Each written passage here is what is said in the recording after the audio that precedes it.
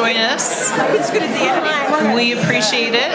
If you could find your seats, and we'll get ready to start. Hopefully, everybody gets to come trickling in. Thank you for being here. It is February 3rd, 2026. Time is 7:03. We're going to begin by indicating board members are here. We're going to start with Clark and hope. Oh, no, wait, Julie is here. Go ahead, Julie. Julie Jackson, Kim Chandler, Chris Wynn, Karen Winder, Clark Nelson, Todd Hauber, And Nicole McDermott. And Ben Horsley is on his way. All right, we're going to begin by inviting Michelle Steenblick up to lead us in our Pledge of Allegiance.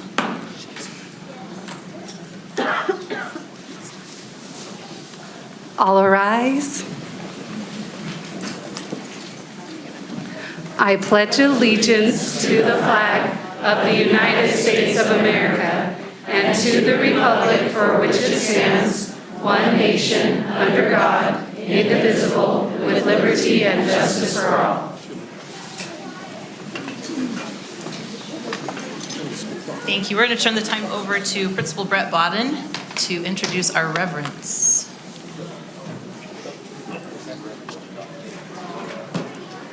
All the way across the back. And we're going to invite the board members to go sit down at the same time. Is that okay? Oh, yeah, of course. My students are coming in the back, and I just wanted to apologize for the way I'm dressed. It's very unbecoming of a principal at a board meeting. I came straight from the airport, been traveling all day, but this is a performance not to be missed. This is the William Penn School Play, and we are doing Lion King Jr. This is a very small contingency of students. There's over 130 students participating in the play. 160, excuse me, yes, of course. So it's an incredible production. They will be performing two performances on the evening of February 27th and 8th. Did I get those dates? 26th and 7th, thank you. So Thursday and a Friday. So one at 5:30 and one at 7, if any of you will join us. And I just wanted to thank the parents for bringing them and our William Penn Art Booster organization that funds this incredible program we have in the school play, and all the students for participating, and all the directors. We have a few of our school directors here as well, but thank you, board and Superintendent Horsley, for allowing us to perform. And take it away, students. Break a leg.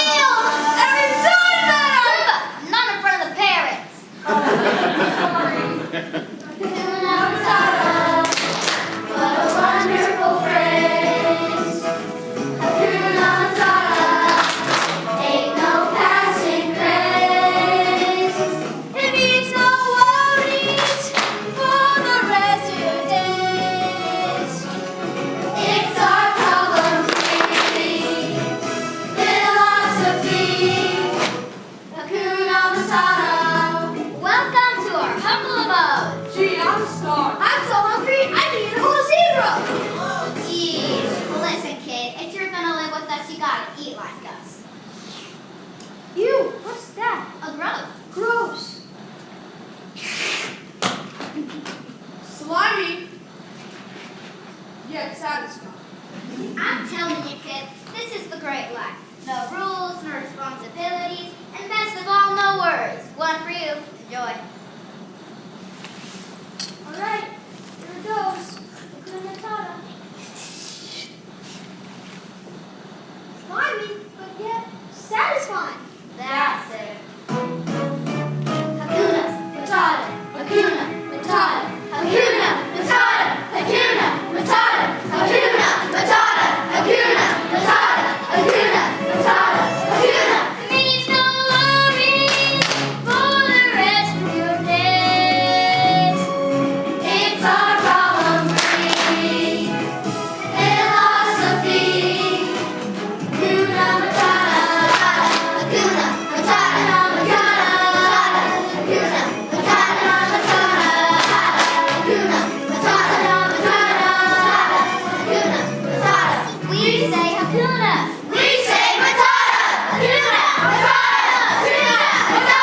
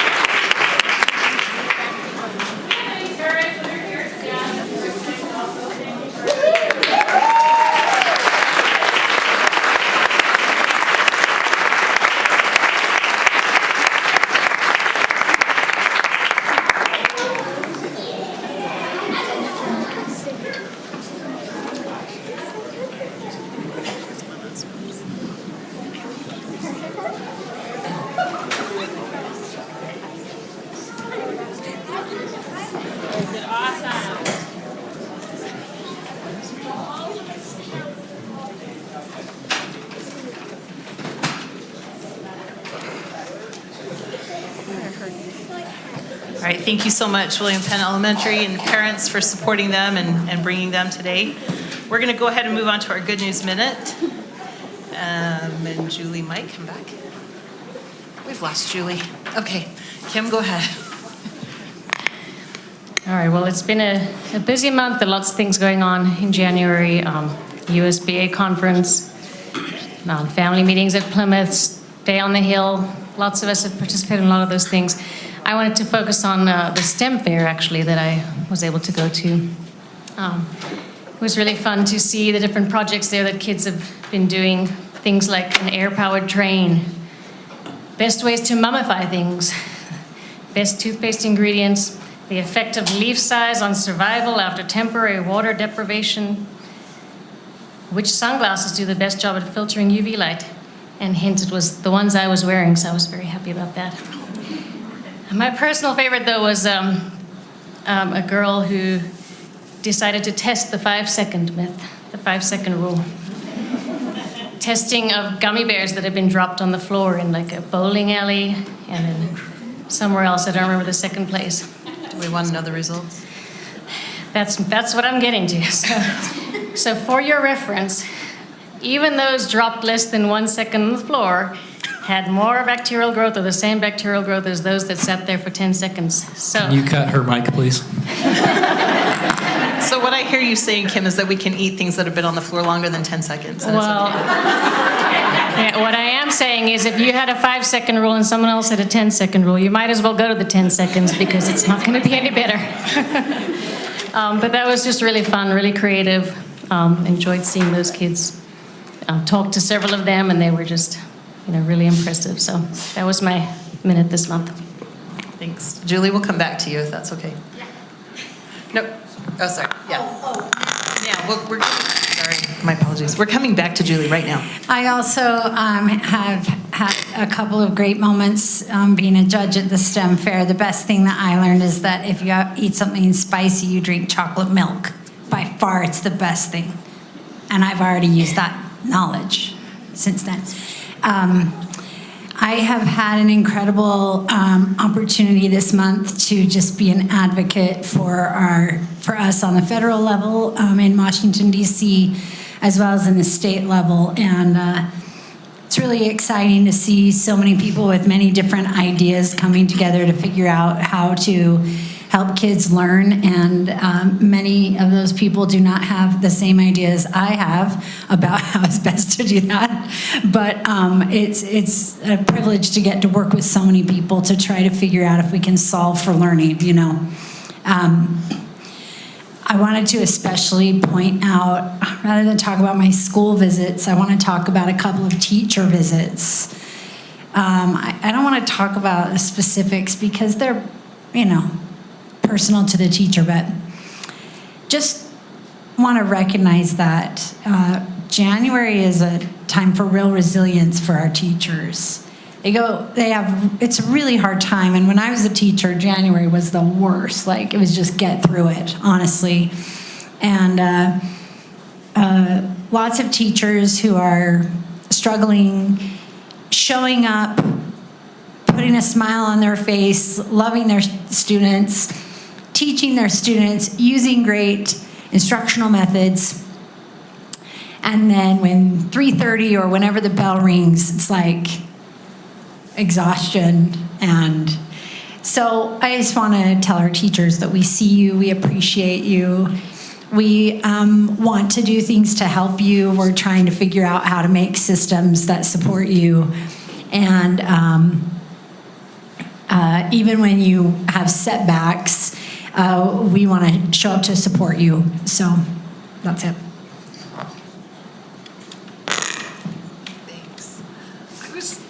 Able to go to the CTE open house, which is at the GTI just behind us, and it was wonderful to see. They have 5 floors at the GTI, and every floor had students talking about what they specifically are learning in their different fields. And I was lucky enough to take a couple of grandchildren and have them see that it's real life, that these classes can prepare them while they're in high school to go on and get a job, or even to specialize more in college. So I think that's a good news minute, and I'm grateful that the GTI does that open house every year, that our students, and it was full. It was amazing how many people were there. So thanks to them. Kim was correct in saying January is busy. This was a really busy month for us board members, and I tried to attend as many things as I could, and I just want to highlight 3 things that haven't been mentioned yet. The first one is the Region PTA 5 did their awards night and recognized so many of our students. Almost every network was covered, and I want to say 80 plus winners that from our district are going on to represent at the state level. So congratulations. 86, thank you. 86 winners that from our district are going on to compete at the state level for the reflections, and those kids were so excited, and it was such a great put together awards night, so thank you, PTA. The second one is I got to ride the Excel Awards bus for the Excel winners, and I rode the afternoon only. I couldn't do the morning and afternoon because mostly it's really exhausting, but it's so much fun.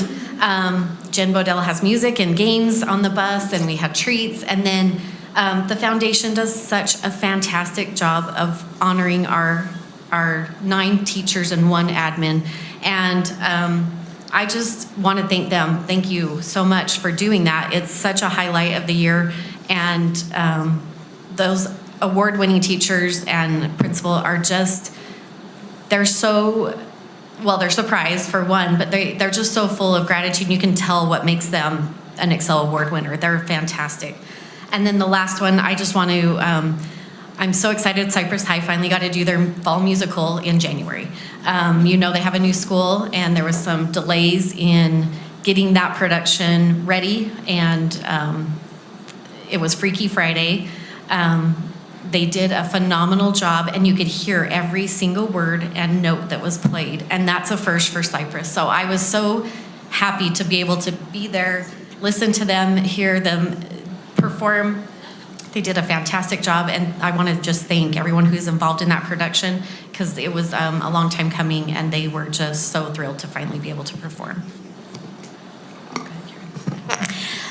Okay, Chris kind of stole my thunder. Thanks, Chris. But the Excel Bus Award, I didn't ride the bus, but I was, okay, my microphone's really weird. Okay, there we go. I was super excited that out of the 10 winners, 3 of them were in Precinct 6. Many in West Valley and Kearns, and so I was so happy when I saw that list. So out of the 10 winners, I had 2 teachers and then the administrator of the year. And it was so much fun to visit those 3 schools. Just for those who know, not only is there a bus, but we have a jazz bear. We get the bear at all of them, and he has a good time. He does what he wants and however he wants it, and has a lot of fun. But he gets those kids just really super excited about honoring their teachers and honoring the principal. And it is fantastic partnership we have with them.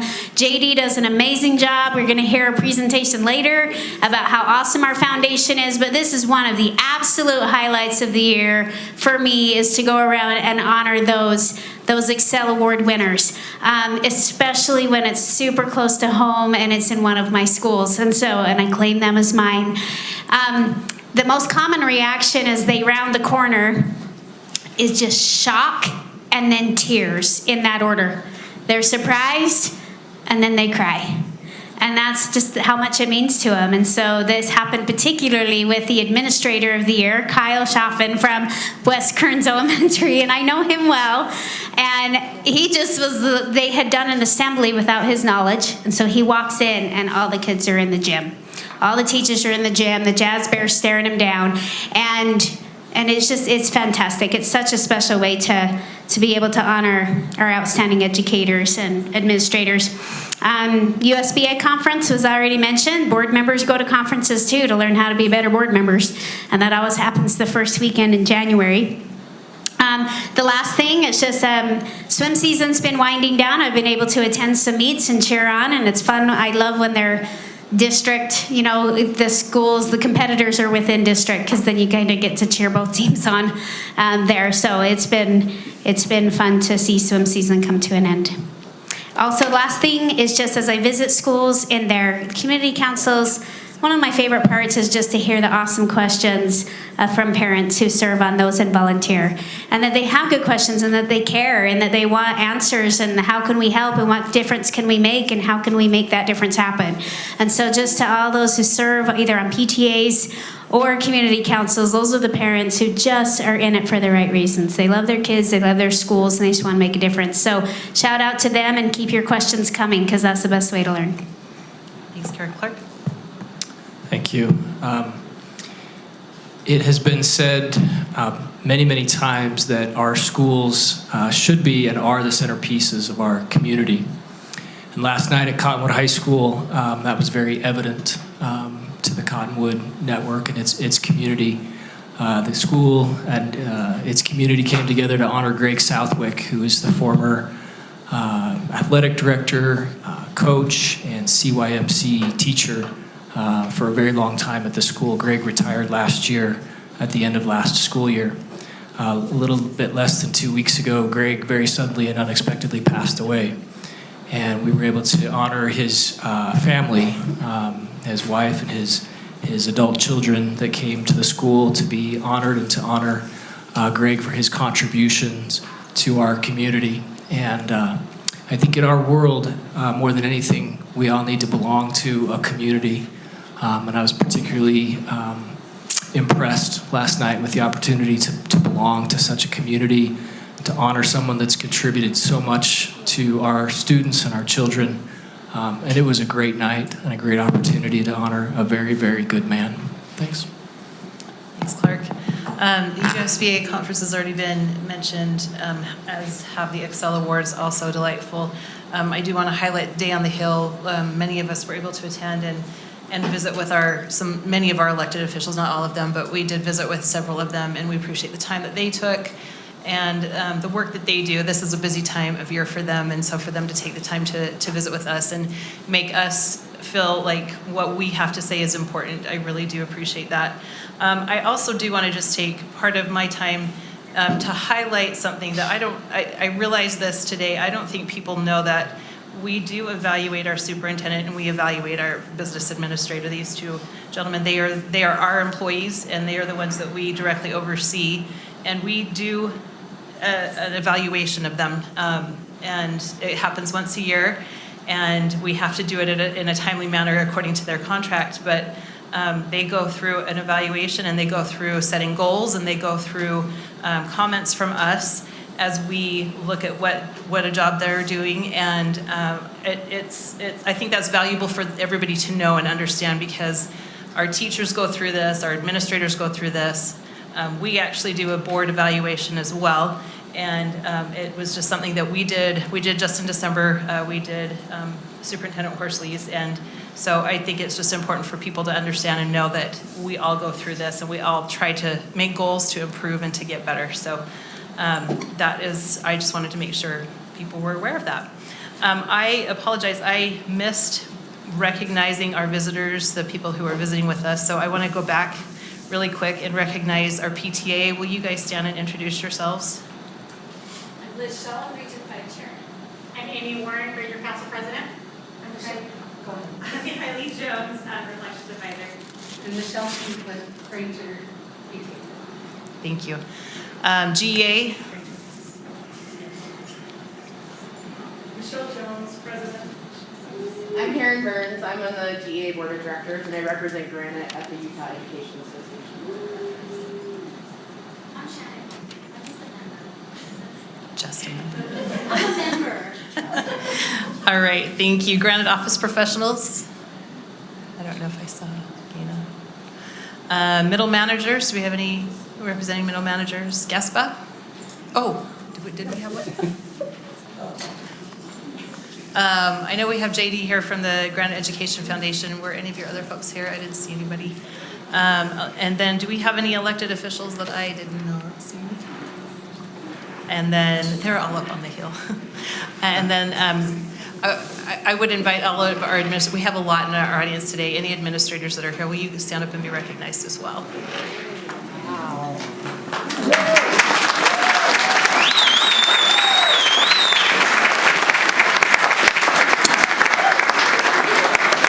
Thank you. All right, we're going to go ahead and move on. I'm going to invite Dr. Joan Bramble to come up. She has some recognitions for our highest proficiency gain schools. All right, we're going to continue in the vein of good news. So thank you, Board and Superintendency, for the opportunity to present tonight to you.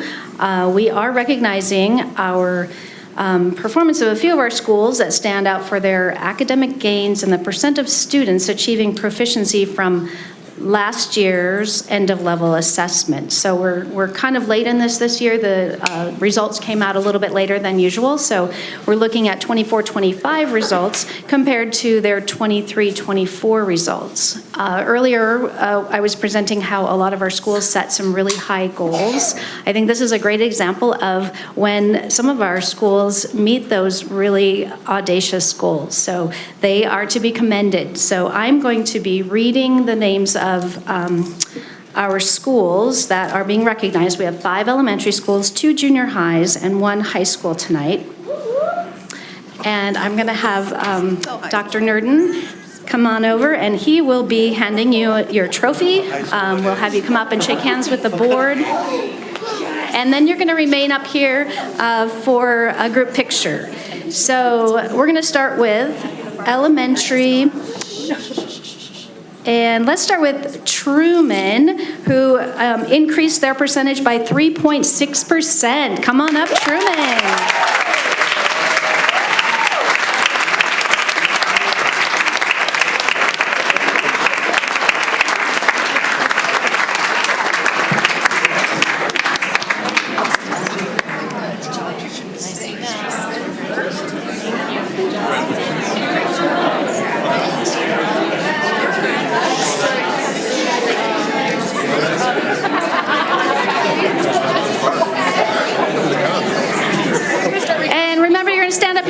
picture, so hold on just a moment. Just keep going.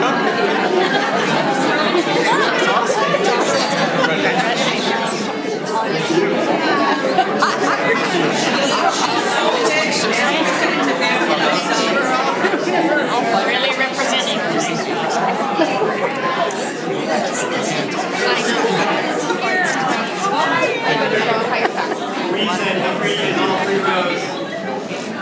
Oh, and I think they brought their whole school. It takes a whole school. All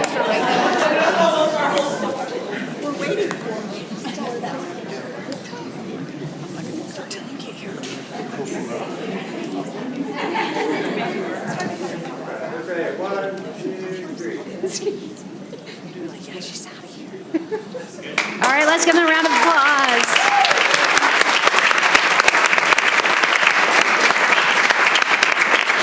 Next, we're going to recognize Monroe Elementary. They increased by 3.85%.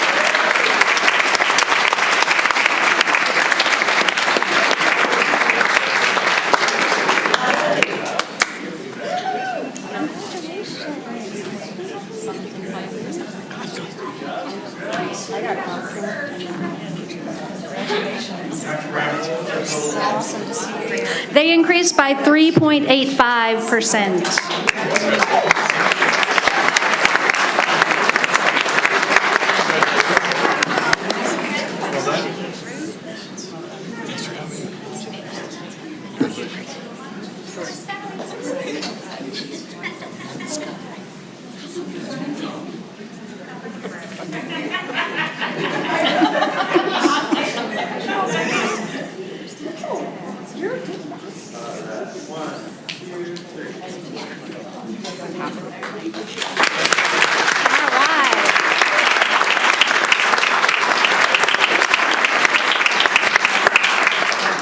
And next, we're going to recognize Beehive Elementary.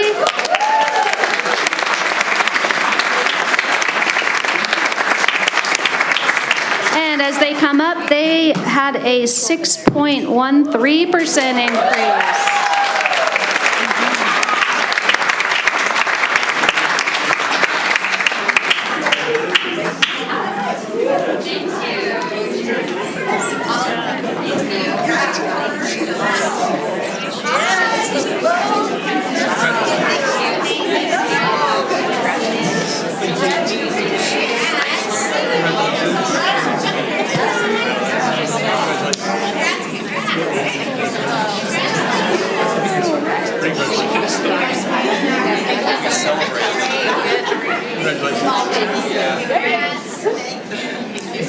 Takes a lot of work.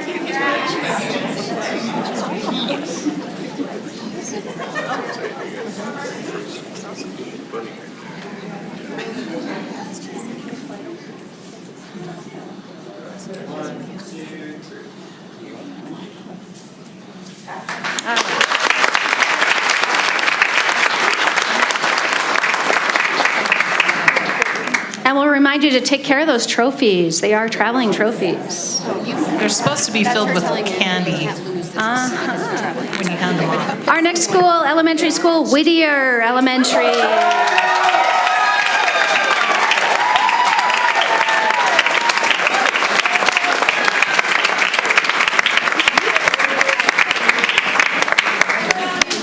And they increased by 7.17%.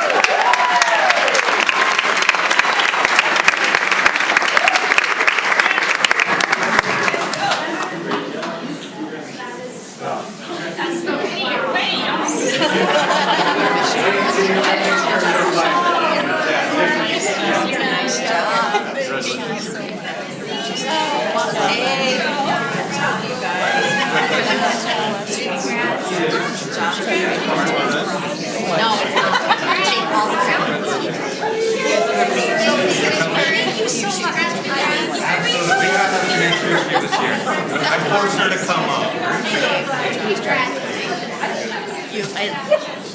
Carrying on the excitement. It's great.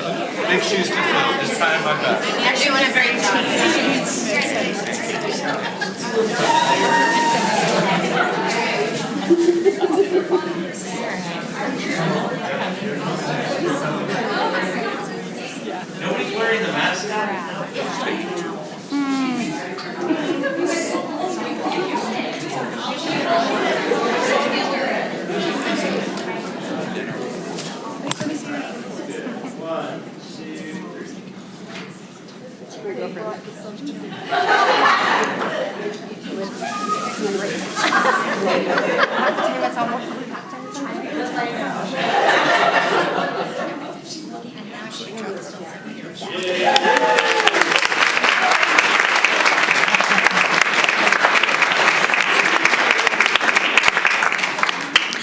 And our highest school, Academy Park Elementary. Come on up.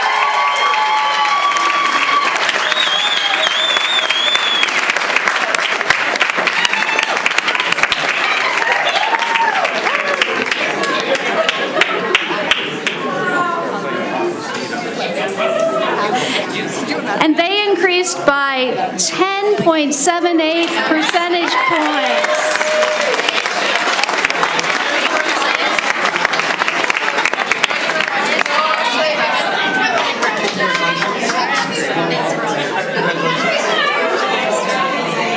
And as they're coming up, a little clarity. I put in all of the subject areas to calculate their change in percent. So it's not just one subject area, not just ELA, math. It's the whole thing. It takes a lot of work, and these schools have worked hard.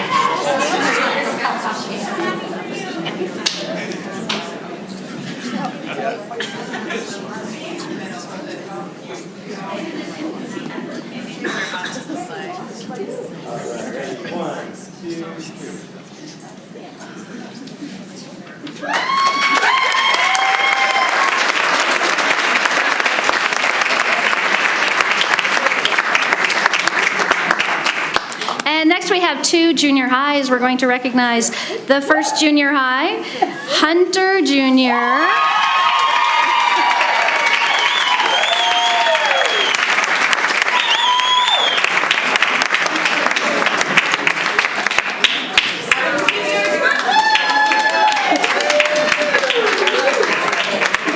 They increased by 2.39%.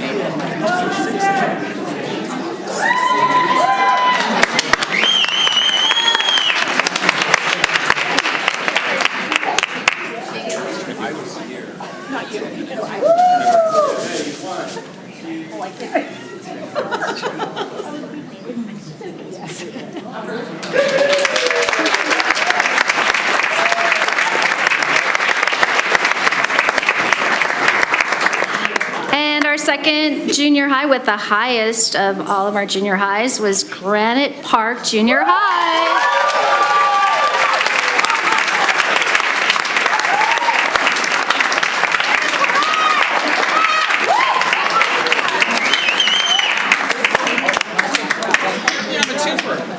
They increased by 3.32% points.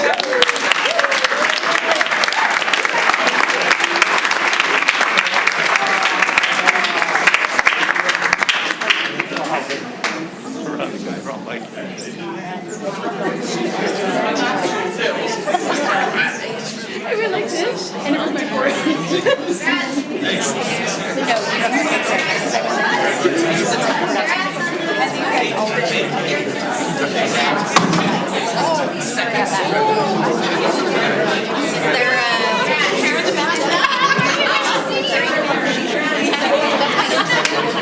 So she is with us this year, and then she was a Granite Park since last year. Okay, so I will allow it. This. Yeah, show your shirt, Becky. Show your shirt.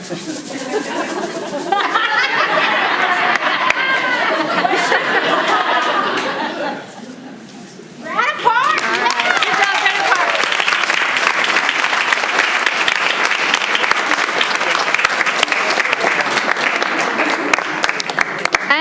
lastly, our very highest high school with an increase in 10.53 percentage points. Holy cow. Olympus High School.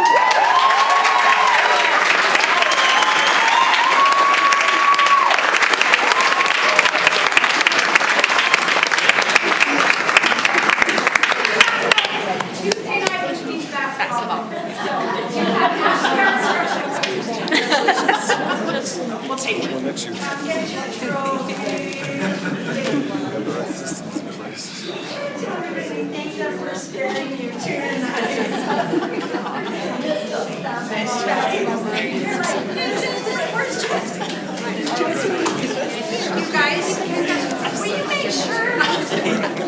I know, I was noticing it was hard to get Donuts will come. Can I come? I think it's on my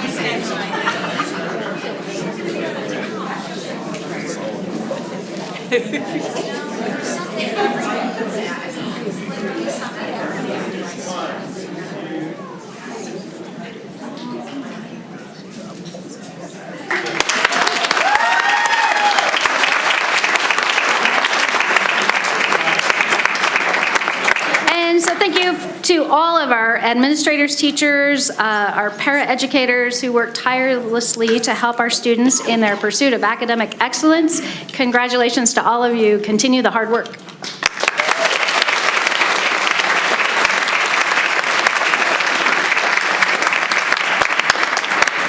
Well done. It's super impressive. I just want you to know that I am a Granite Park Grizzly.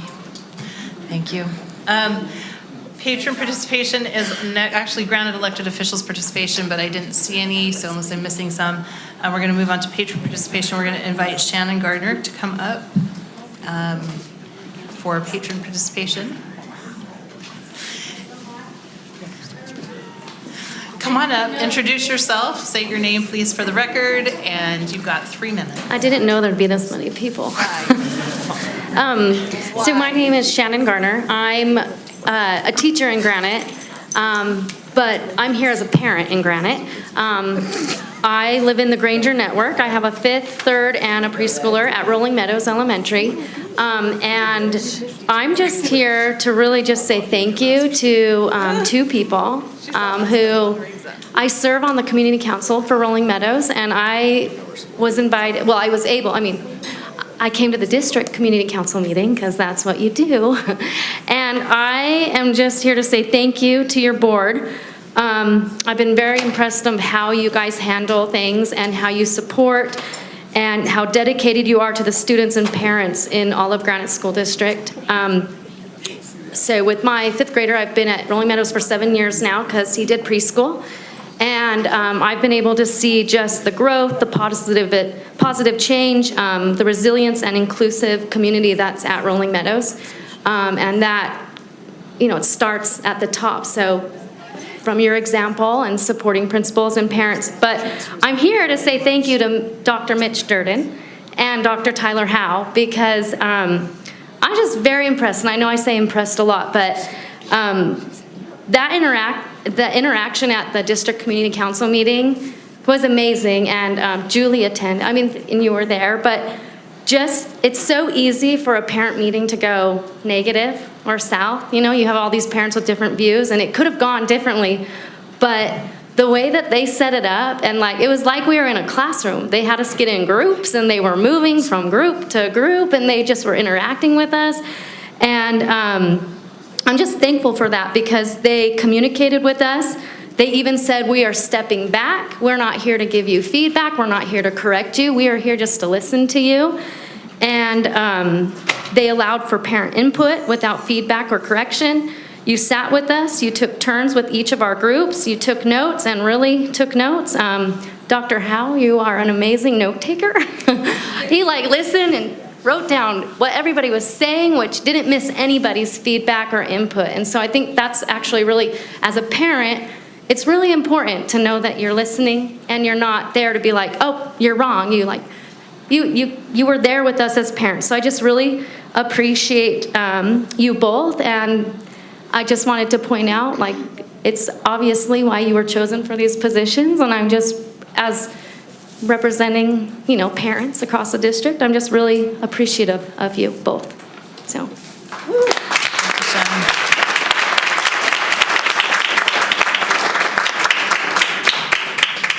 And Shannon is an amazing special ed teacher, so thank you, Shannon, for what you do too.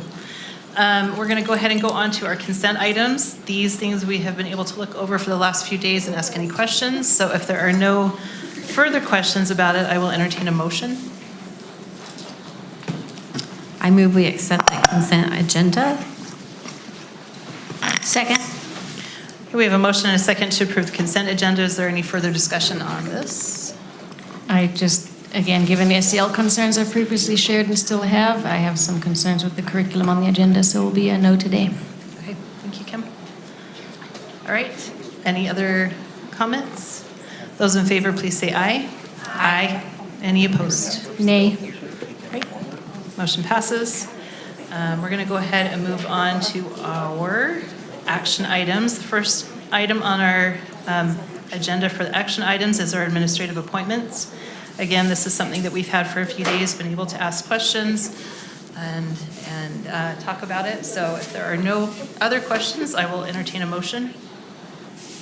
I move that we approve the administrative appointments. I'll second it. We have a motion and a second, excuse me, to approve the administrative appointments. Is there any further discussion on this? All right, all in favor, please say aye. Aye. Any opposed? All right, that motion carries. We're going to invite, we're going to invite Assistant Superintendent Bell to come up and share. All right, good evening, President McDermott, Board, and Superintendent Horsley. I am very excited to introduce two new directors this evening for the Teaching and Learning Division. First, the Career and Technical Education Director is Mandy Chappell.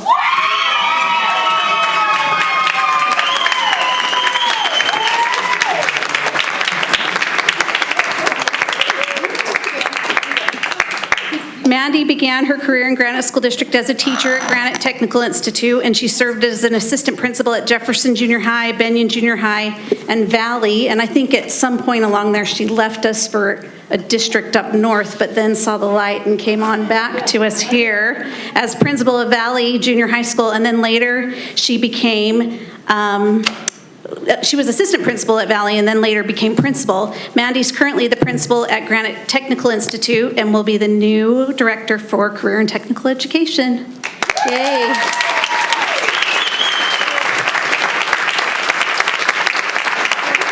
All right, Mandy, will you introduce who you have here with you today? Sorry about this side. My husband, Brad, and then my son, Dax, and then, of course, my great support system of friends and family. Okay, thanks, Mandy. And is there somebody missing? Like, it feels like there should be another mean girl, a taller, balder one. I'm sure he's got, legislative important stuff to do. So Sure. Busy, right? All right, the next new director is for our preschool. I'd like to introduce Emily Ripko.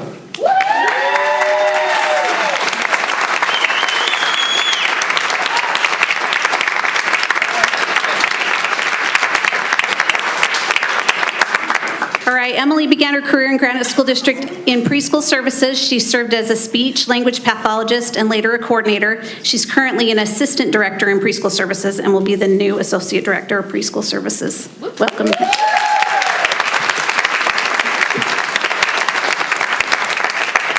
And will you introduce who's with you this evening? I brought tonight my husband Ted, my sons Luca and Max, and my incredible support and mentor Nick. Thank you.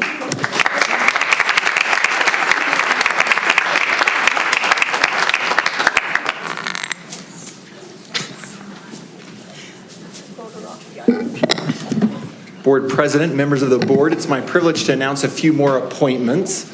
Although this was associated with some mid-year movement, we're very excited that these appointments will actually be able to move into their new position mid-year and get associated with their new schools, their new staffs, and their communities. I'd like to ask Kimberly Hill to stand up if she could. Give her a round of applause.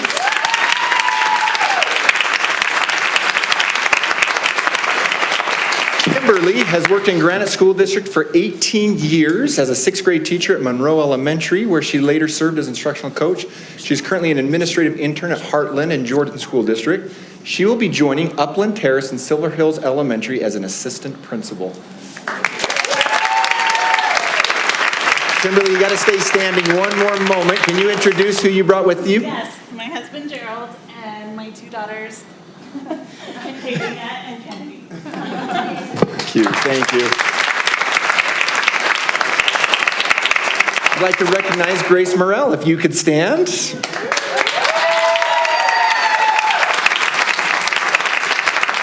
Grace was an elementary teacher at South Kearns Elementary for 7 years, teaching 5th and 6th grade. She was also an administrative intern at Monroe Elementary. She's currently the assistant principal at Armstrong Academy, near and dear to my heart. And she will now step into the role of the principal of Armstrong Academy.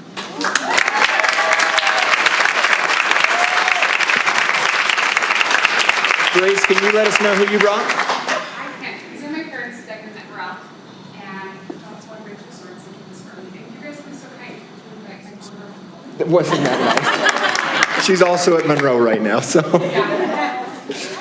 Can we ask Terrell Richards to stand?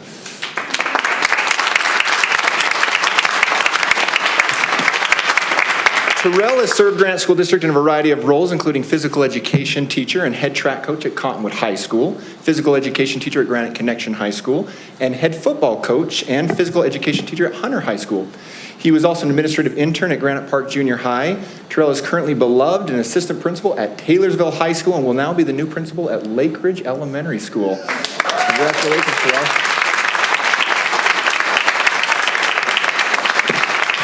Terrell, can you introduce who you brought with you? Yes, over here, this is my wife Sabrina, and 3 of our 4 children. This is Zion, Jamari, Jade, and our oldest is currently playing basketball. Go Granger. Thank you. Congratulations to each of you.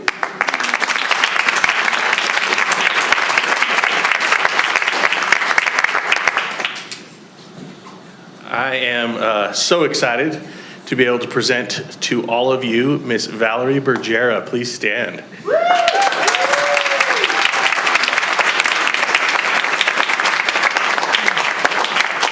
Granite was very lucky to steal Valerie from Salt Lake City back in 2018. She is currently the principal of Oak Ridge Elementary. Prior to that, she was the principal of Olin Walker, previously Roosevelt Elementary. Valerie brings 24 years of valuable experience in school administration at schools with gifted magnet programs, dual immersion schools, Title I schools, and turnaround schools.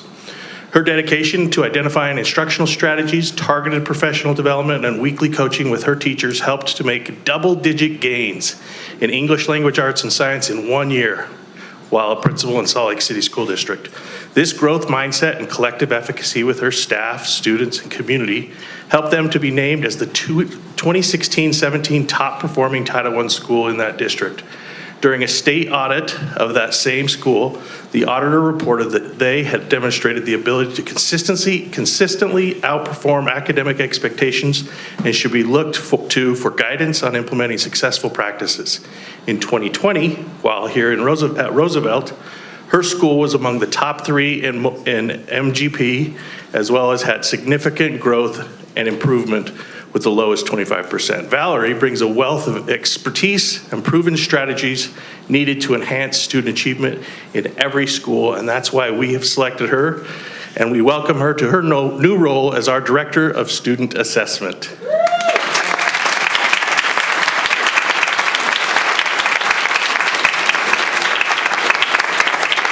Valerie, will you introduce your folks who come with you?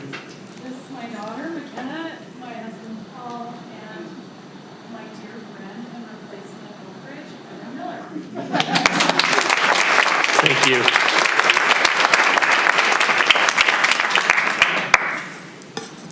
We're going to turn the time over to Dr. Howe. He's going to relate the transfers that have happened because of the dominoes of the movement. Yes, by way of information, just to keep you up to speed, Eric Bailey is being moved to Cypress High School as an assistant principal, replacing Josh Moore there. Heather Backram Miller is moving to Oak Ridge Elementary, as just spoken, replacing Valerie there.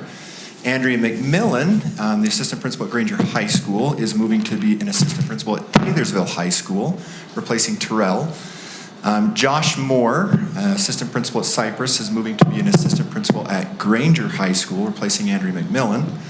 Anna Pendleton, who has been full-time at Dos Mundos right now, will split her time as an assistant principal at Dos Mundos and at Monroe Elementary, sorry about that.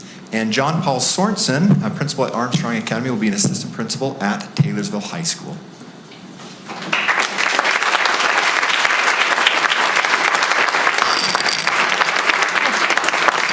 Effective what date? That's effective on February 9th, so next February Monday. 9th. Okay, Yeah. Thank you. Thank you all for being here. We really appreciate it and are excited for your new adventure ahead. All right, we're going to go ahead and move on and invite Luke Allen to come up, along with, I think, Jen Bodell, for our calendar options. You guys don't want to hear about the calendar?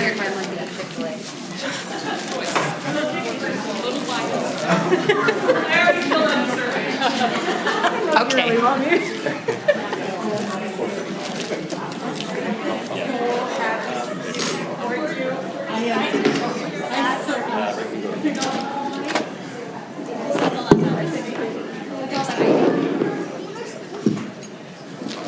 I'm not as nervous anymore.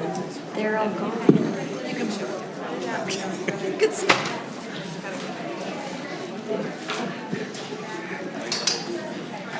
All right, good evening, board. We're very happy to be back to present the second round of our calendar feedback survey for the 2027-2028 calendar. For our viewing audience, I'm just going to take 30 seconds and give the history of how we get to this point each year. So if y'all remember back in September until October, we had our initial calendar preference survey out. To that survey, we had 7,000 responses, and this chart here kind of shows the priorities that people had for their calendar preferences, with the long winter break being the top priority, and then starting later in August or ending by Memorial Day kind of tied for second. Some of the other key takeaways from the calendar survey were that people strongly prefer to have term 2 end before winter break, and kind of an overall philosophical concept of people prefer a longer summer with shorter breaks during the school year. We then met with the calendar committee in early November to create 2 draft calendar options. We presented here to the board in December on those 2 options and received your approval to move forward with sending those out to the community for a survey. We sent that survey out from January 9th until January 25th, and we received 6,145 responses to that survey. A quick overview of who responded to that survey. We had around 3,200 parents, 1,300 employees, a little over 1,000 students, and 527 people who are both parents and employees. Here's our responses by network. Similar to the last time, we had Olympus and Skyline leading the way with over 1,000 responses, Taylorsville with 866, and then the rest of our networks were between 400 and 600 responses. In a moment, Jen will go over what the calendar drafts were, but I'll just go over what the overall preferences were. So we had basically 56% of respondents prefer calendar B compared to 43.7% for calendar A. That broken down by response by relationship to Granite. You'll see that parents preferred calendar B over calendar A by about 53% to 46%. For employees, they preferred calendar B 58% to 41%. For our parent and employee group, they preferred calendar B 53.9% to 46.1%. And students preferred calendar B 64.9% to 35.1%. Responses by network, I won't take the time to read every one of these. You'll see all but one of the networks preferred calendar B, usually in the 50 to 60% range. The one exception being Olympus, the Olympus network that preferred calendar A 57% over calendar B to 43%. So I will turn it to Jen, who's going to give us a quick overview of what those 2 calendar options were that people provided their feedback on.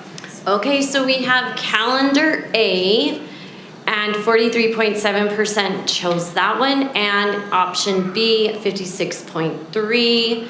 The summaries are right on this page. So calendar B was the chosen pick, with teachers returning on August 9th. School beginning on August 16th, ending before Memorial Day on May 25th. Fall break, 2 days. Winter break starting on December 23rd and ending on January 3rd. Semester 1, which was a big priority, ending before winter break on December 22nd. Spring break is 5 days, and the number of days of each term are listed underneath. So that was the top choice. Calendar A, I'll go over it, but teachers return on August 16th, school begins on August 23rd, and it ends on June 2nd. Fall break is the same with 2 days. Winter break starting on December 18th, ending on January 2nd. One of the big differences was the semester 1 ending on January 21st. Plenty into January. Spring break, April 6th and 7th, so only being 2 days. But the preference was B. And very quickly, I just wanted to acknowledge and thank everyone who left free response to the survey. We had about 3,000 people leave a written comment to that survey. All of those comments are available on our website. If you click on the live stream of this meeting, there's another link to the agenda where you can see all of those comments. But here's just a quick summary of what those trends were. The people who left a written comment. Would you take a minute and just go through all those comments for us really quick?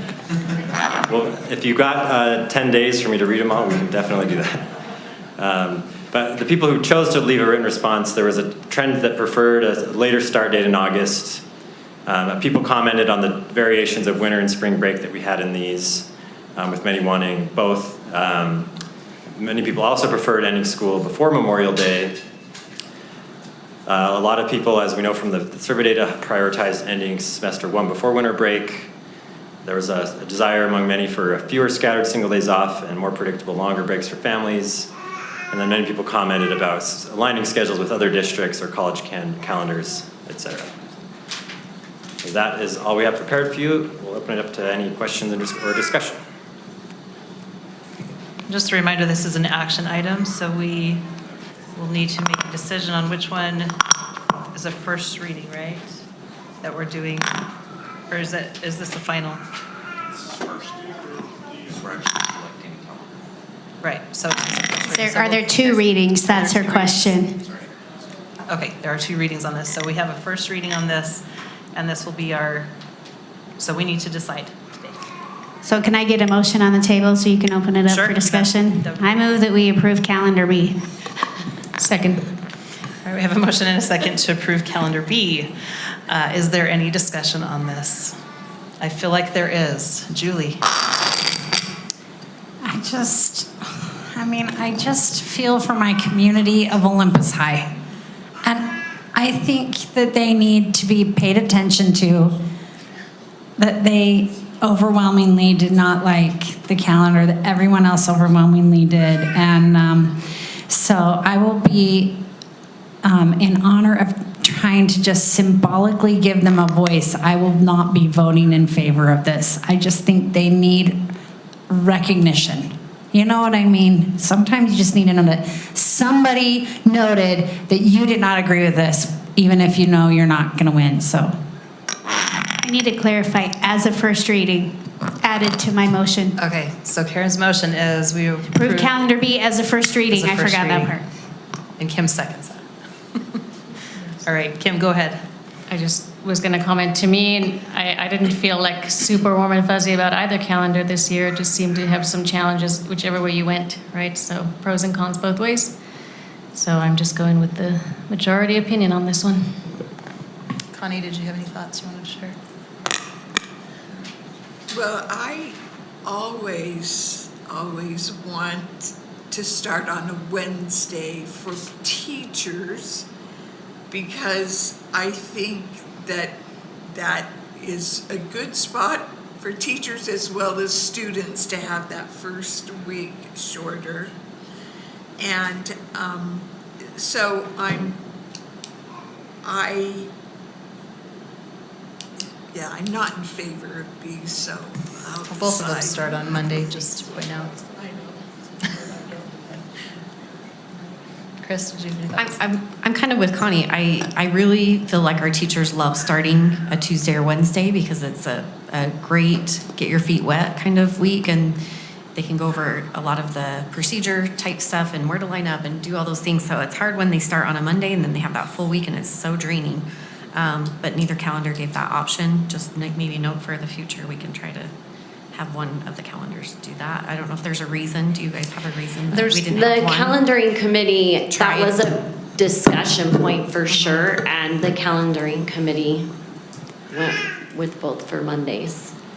I'm not saying that anything is already fixed or could, but in the past, like this last year, that Monday and Tuesday have been used historically as legislative days to accomplish what you're saying, given the constraints of what the calendar committee had to come up with. And that's what we did discuss, because that was part of negotiations. It was not written into the calendar, but it is very possible that that may be negotiated again, that will be a legislative day. Or maybe it wasn't, no, it wasn't, sorry. It was not negotiated. We just said we'd like to give that to teachers. I apologize. So, yeah. Karen? 2 comments about the calendar. What everybody really wants is to start after Labor Day. They want their full fall break. They want 2 weeks of Christmas break, a week of spring break. They want their 3-day Thanksgiving break, and then they want to wrap it all up before Memorial Day. And so I just say that because, yes, just a minute. I just say that because in reality, that's what everybody wants. But we have to meet certain criteria at the state for a certain amount of days and seat time and instructional learning and all those good things. And so calendar committee, we know you have a tall task. I appreciated that the calendars were very different, which also gave us a number, very different numbers. My second comment is, it's great that 56.3% of people like that B, and they're going to be happy that we vote B, and then fully recognizing there's 43.7% of the people out there who are going to be disappointed with our vote. And so no matter what you do with the calendar, about half the people are going to be mad at you anyway. So it's just one of the realities. So those are my 2 comments. I'm still supporting B. Actually, only 42% will be about it. 40%. I'm just kidding. I'm sorry. Go ahead, Clark. I don't have any comments, thank you. Yeah, I'll just say Hakuna Matata. Sorry. I may also say call the question, but I'm not going to say it yet in case somebody else wanted to say something vital. Every time we're going to do this. Sounds Okay. great. You know, and I was there. It's true. I was there, and I totally agree, Karen. As I read the responses, many prefer ending school before Memorial Day, but they also want to start later in August, and they want a long spring break, and they want a long winter break, but they want the semester to end before. So here's the thing, and I think, I don't remember if we discussed it here, but I know we discussed it in the calendar committee. I think the question next year needs to be, would you prefer to start earlier in August and get out, and end the semester before Christmas?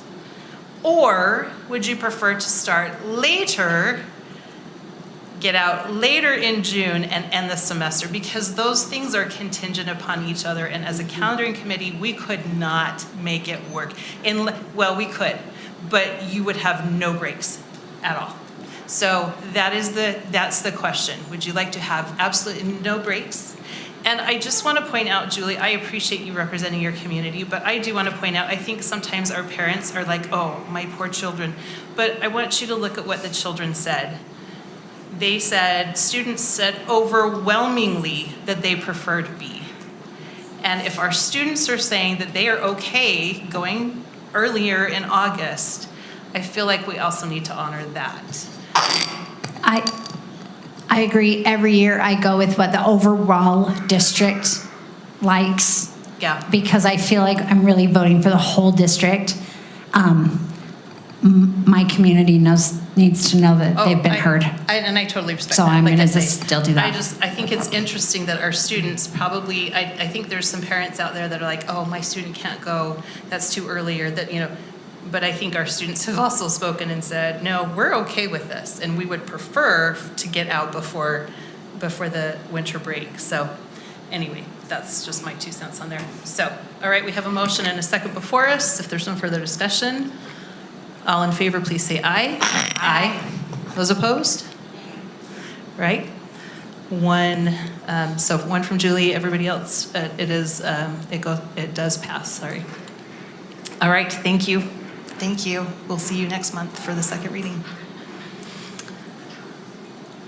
All right, we're gonna bring up JD Talbot, our director for the Granite Education Foundation, to get a report from him.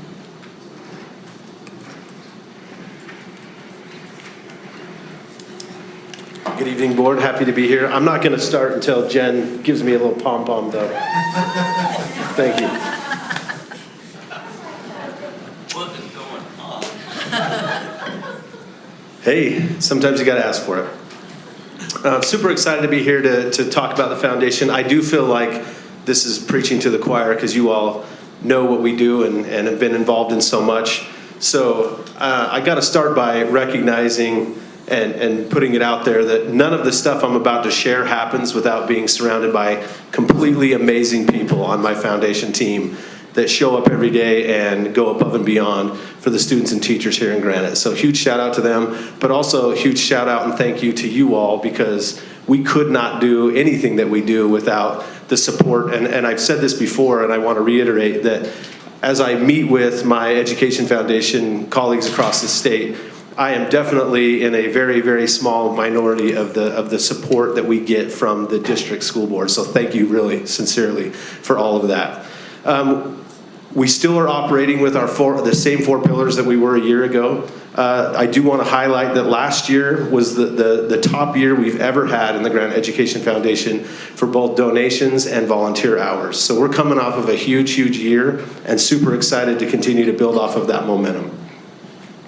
To just highlight a few of the things that we do in here. So our access to opportunity pillar, this is one that you've all participated in, building literacy kits, but also last year we were able to secure a huge donation for our Absolutely Incredible Kid Award, and that donor gave a $40,000 scholarship to the winner of that. So that's a huge thing. So $10,000 a year for 4 years to a kid that really, had been through it and grinded out to get to graduation, and they were setting them up for future success. So that's super exciting. Our bus passes program continues to grow.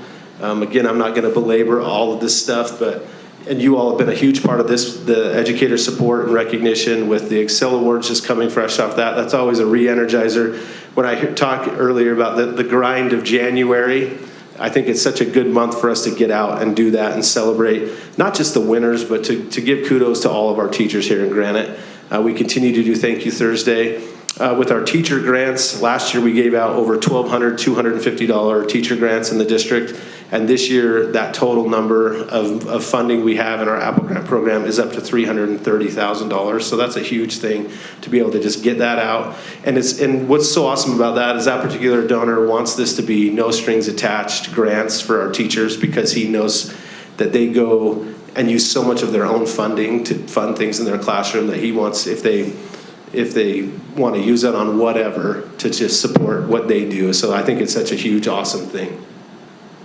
Our food assistance program, we're still doing these 3 core programs there, where the school snack pickup has really picked up. This is, again, a double win program because kids are getting snacks and teachers aren't buying them. And so to me, I really love it when we can impact both sides of it. And then our student weekend kits, we obviously had Vivint come up again huge, fund 50,000 of those for us and build those. So huge thanks to them and their team. And then our emergency food box program, this program has continued to grow as the needs in our district have grown. So the emergency food box program is, it's really awesome because we have some post-high students that come over and they build these boxes. But then these are on hand for when a social worker hits an unfortunate situation where there's no food in a home, or they just know that a family's really struggling. This partnership is with United Way and DoorDash, where a social worker could put in that order, and then DoorDash would deliver a food box to that home, which is really awesome because it's a lot more food than a student could carry home, but it also really saves the dignity of the kid, right? Because they don't have to be labeled as the poor kid carrying a box of food home. It's just delivered straight to their home. So we really love that one. Can I also say I love that one because some of our grandparents and other people raising these students don't have transportation. So I think that's such a great service for them. So thank you. Yeah. JD, these are the items in those kits. Sometimes we see these kits and they're more just, easy to prepare foods because it's the kids going home and doing the mac and cheese or whatever. But that food box, if I'm not mistaken, is more staples that will last far longer than just a prepared 100%. Single prepared meal, yeah, right? 100%. Yep. More complete meals, still high in calories. We want it to be some dense meals for kids, but yeah, that's a great point that it is. It's not just the prepare fast for a kid. It's a meal for the family can have and hopefully have leftovers and enjoy for a while. Our student aid program, you're all familiar with the SANASAC portion of this, and they were recognized for a second year in a row, this time with the Outstanding Volunteer Award at Utah Philanthropy Day, which was a huge honor for them. So they're on back-to-back years of being mad at me for being recognized, but they're really awesome and they deserve that recognition. And so, and you all have been there and supported all that stuff. And so our need across the board in all of these programs continues to just increase. And so people are like, well, are we solving the problem? And in a district our size, we're not trying to solve the problem. What we're trying to do is make sure that the impact of poverty isn't hitting kids in the classroom, so that when they're there, they can worry about learning and feeling like they're safe and that their needs are taken care of. Here's just some highlights that I wanted to put on here. We're still doing the fun stuff with the new teacher store, and again the Apple grants. Last year was at 280, and again this year we're up to that 330,000. The literacy kits has been a huge success. We're kind of I know we've talked a little bit in my other hat in the family engagement world about what do we do with parent-teacher conferences. But these literacy kits are having a positive, unintended consequence of really driving data, to put data in front of parents, and we're seeing the impact in the schools that are doing it the right way by involving parents and showing the data. We're seeing huge gains and huge progress that way. So they're doing what the goddess of family engagement, Karen Mapp, says is you got to link everything to learning, and our schools that are doing that, it's really making huge strides. So we're super excited about our partners that have come in and been willing to fund these literacy kits, and it's been a huge deal across the board for them. And here's just a year-to-date total of, again, we're tracking our volunteer hours.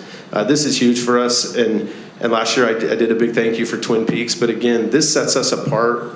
Twin Peaks sets us apart from any other ed foundation because we can host volunteers and have them, and it's such a big deal. So I hope that you always feel that gratitude from our end for the opportunity to be there, because it is a game changer for us, and it allows us to do things that most nonprofits our size cannot do. So it's a big deal for us to be there and to have these volunteers and put all of these hours. I think last year at the end of the year, I think the volunteer total made it so we had the equivalent of like 47 extra full-time employees. So that just speaks to how many hours are getting put in to our kids and teachers, which is really awesome. Here's our year-to-date of funding coming in. Again, that's as of mid-January, and we're continuing to do what we can to keep bringing in more. I mean, I guess that's the blessing and the curse of running the foundation, is that you have goals, but you never really hit the mark, if you will, because there's just always more that we can do. So it's super exciting. Just to want to make sure, if we're going to publicly say thanks, that we hit some of our biggest donors here and people that are playing a major role in the fun stuff that we're able to do. So just a shout out to all of these folks that from these companies that both give of financially, but also so many of these companies show up and volunteer and come to bat for our kids and teachers. Here's the list and the same ways to get involved. And again, you all know these because you've been at so many of these. Right now is a super fun time of year, and highlight how we have a growing number of schools doing the Super Bowl of Caring and being creative and doing fun things. And really, it's awesome to see them, number one, support kids and teachers in their own district, but also start to realize and have that empathy that they may go to school with kids that have these needs and they don't know it. And so it's been really awesome to see the leadership in these schools take a big role in again raising funds and getting food to be able to put in some of our pantries and in our packs and that kind of stuff. That's all I have. So appreciate again your time and for your support for all that we do. Thank you, JD. I just want to say, we pass on to your folks as well. I think a lot of the times that we've been able to go have been after hours or on a Saturday or something, and the fact that you guys are willing to do that so that we can come and help, or that we can have some of our volunteers come and help, is very appreciative. That's, I think, going above and beyond what your job is, and you guys really truly have the vision of what this does for our kids. So thank you for taking care of our kids. I will pass that on. Thank you. Thanks, JD.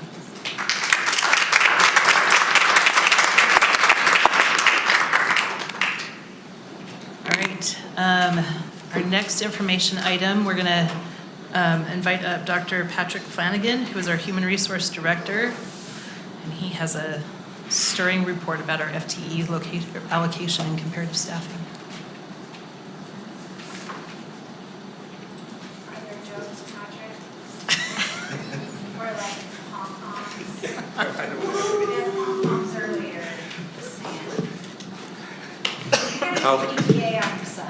I'll do my best. Board members, it's a pleasure to be with you this evening, and members of the superintendency, it is a pleasure. I will do my best to keep it as engaging as possible. President McDermott set a high standard, and so I'll try to attain that. I was asked a few weeks back to prepare a 1,000-foot view. This is a taste of FTE allocation and staffing processes. And so that began by me actually reaching out to a lot of my colleagues from around the Salt Lake Valley. And fortunately, I've got some good relationships with them. They're willing to share some of the information. So we're going to talk a little bit about what that looks like here in Granite School District and Timeline, and then share how other districts do that, and then kind of point out what we see as far as themes go. So let's start with, there we go. Let's start with Granite District and the genesis of how we get those FTE numbers. So all FTE allocations are rooted in student enrollment projections, and that's overseen by Steve Hogan in Planning and Boundaries Department. And so that process begins fairly early on. In December, when we start looking at open enrollment, he starts looking at those numbers. Some of the variables that they look at that he looks at as he's getting those projections together are historical enrollment. So he'll look at these cohort survival trends, looking at birth rate data. The kindergarten and first grade sometimes is a difficult one is a tough nut to crack when he's looking at that data. He actually,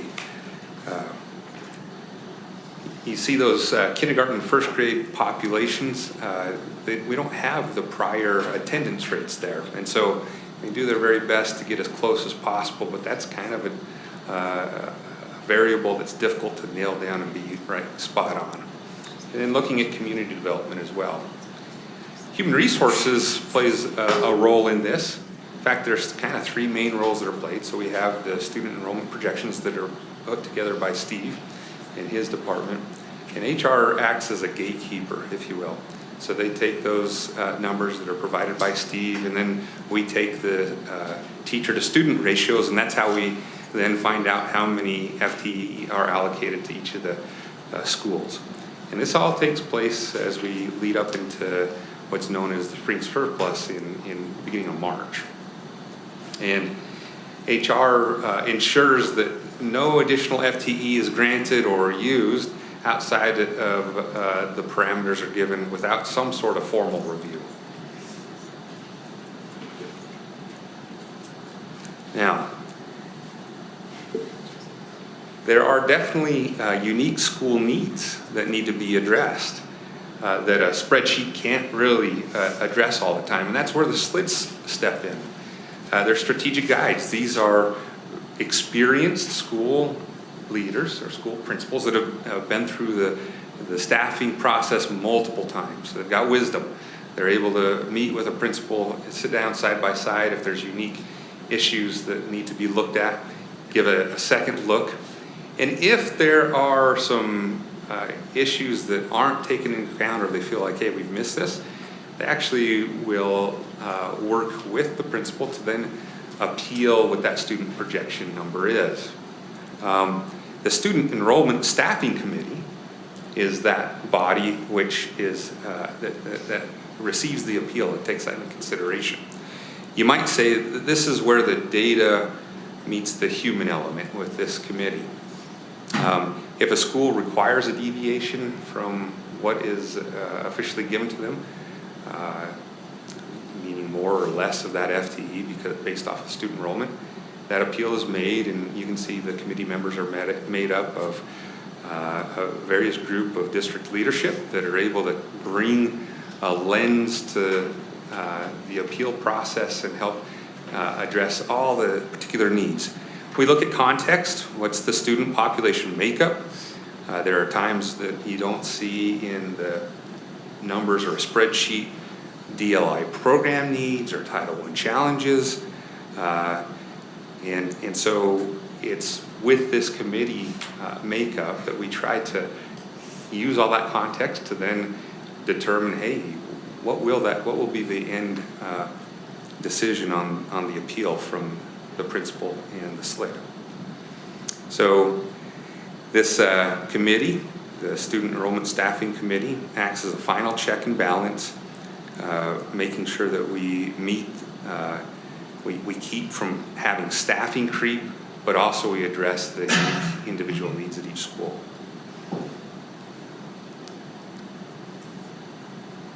Now, our current negotiated staffing ratios that are in our professional agreement with GEA are right there. We have a K2, so 1 FTE for every 24 students is the allocation rate. And then our 3 through 8, so elementary through junior high, it's 1 FTE for every 27.25. And then high school, it's 9 through 12 being 1 FTE for every 28.25 students. And that's what HR uses when we get the official student enrollment numbers or projection numbers in the spring from Steve Hogan.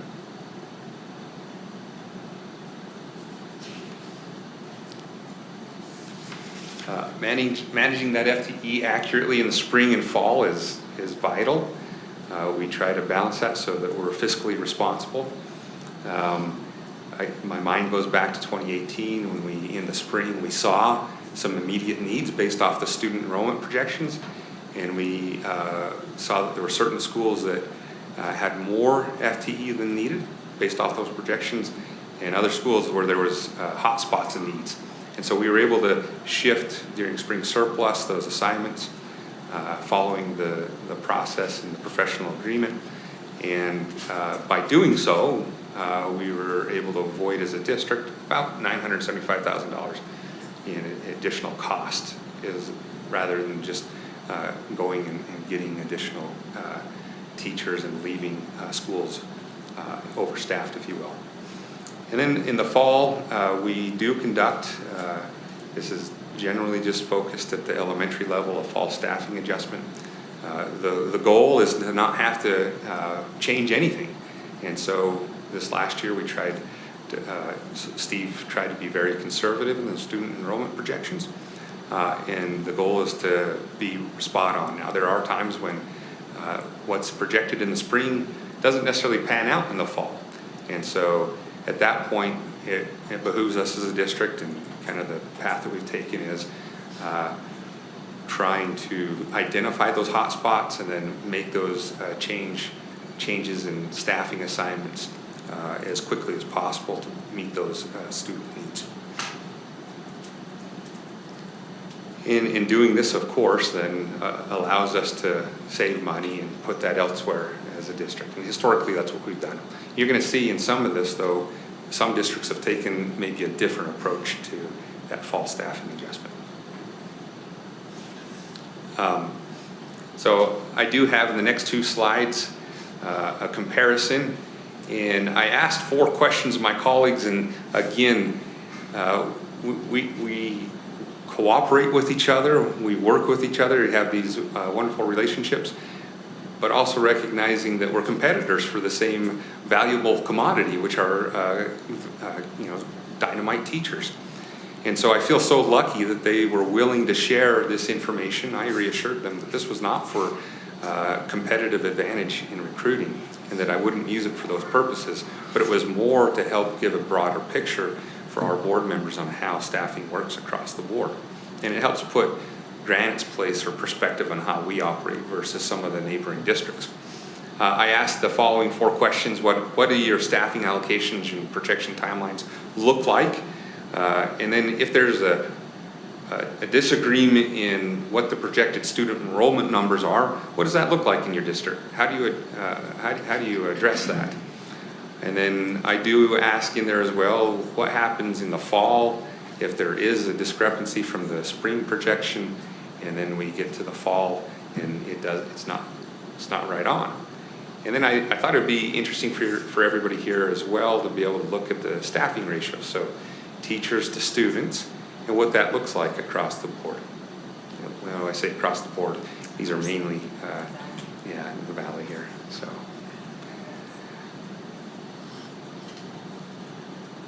I think there were 2 main things that I kind of come out of here. The methodology does vary depending on the district, but there were a couple of trends that I saw.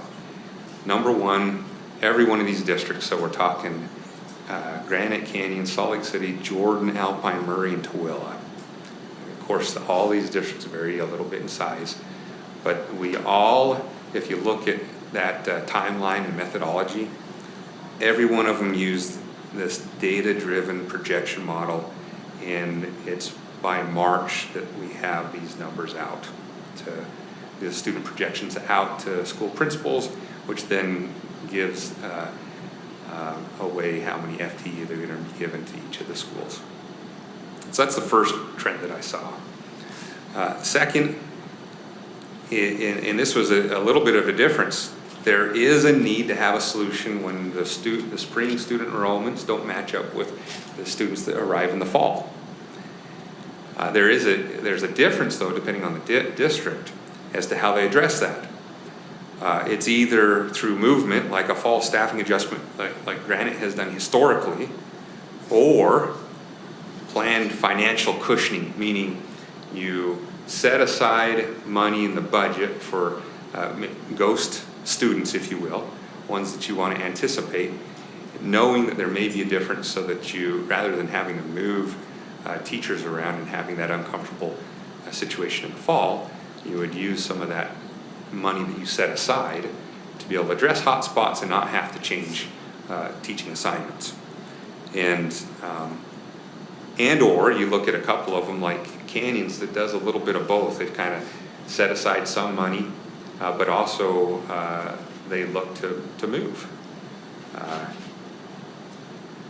Salt Lake District, that was interesting. They build a cushion, and I can see Logan, my good friend, that's the HR director there.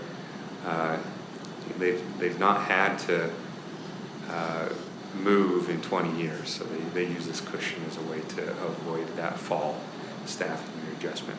And it really, I'm not here to say there's a right or a wrong way to that approach. It could be philosophical. Historically, and I've not been in the conversations as a district have decided the way we have done it, but I have to imagine there's this conversation that takes place, or that took place. Do we take that money, could be $1 million, even up to $2 million cushion that we set aside, and use that to avoid the pain of moving teachers in the fall? Or do we take that money and put it towards COLA or other district priorities? And I think if you were to look at our practice, it's fall, like the district leadership in years past has said, hey, we feel like it is difficult, but we can guarantee these teachers have a job in the fall. They may have to go through that difficult process to have a change in assignment, but there was a value in taking money that we would have saved by not doing that and putting it somewhere else in the district. And so those are some thoughts that I've had as to how Granite has historically had the practice that we have had. But this gives some ideas as to how other districts have chosen to address that. Just really quick, I just want to make sure that I'm understanding this. Under the fall staffing adjustments, I saw that it says that uses, like for Canyons, uses the 6th and 11th day. Is that the 6th day of school and the 11th day of school? Yeah. Okay, I just wanted to make sure, because I was like, the 10th of September? What? Yeah, and in here in Granite, we take a count every Monday, and we do that from the start of school all the way up to the 1st of October. So it, kind of the same idea. We take a temperature more often in Granite than some of the other districts. But historically, until we did this last year, we were the latest, it looks like, from anybody. Like we moved, because we waited till October 1 to move.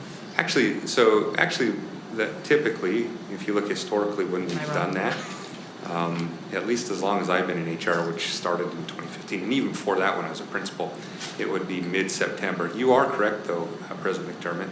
There was a time in the mid-2000s to early to mid-2000s where I remember Donette talking about how it used to take place later in October after that final count. Yeah.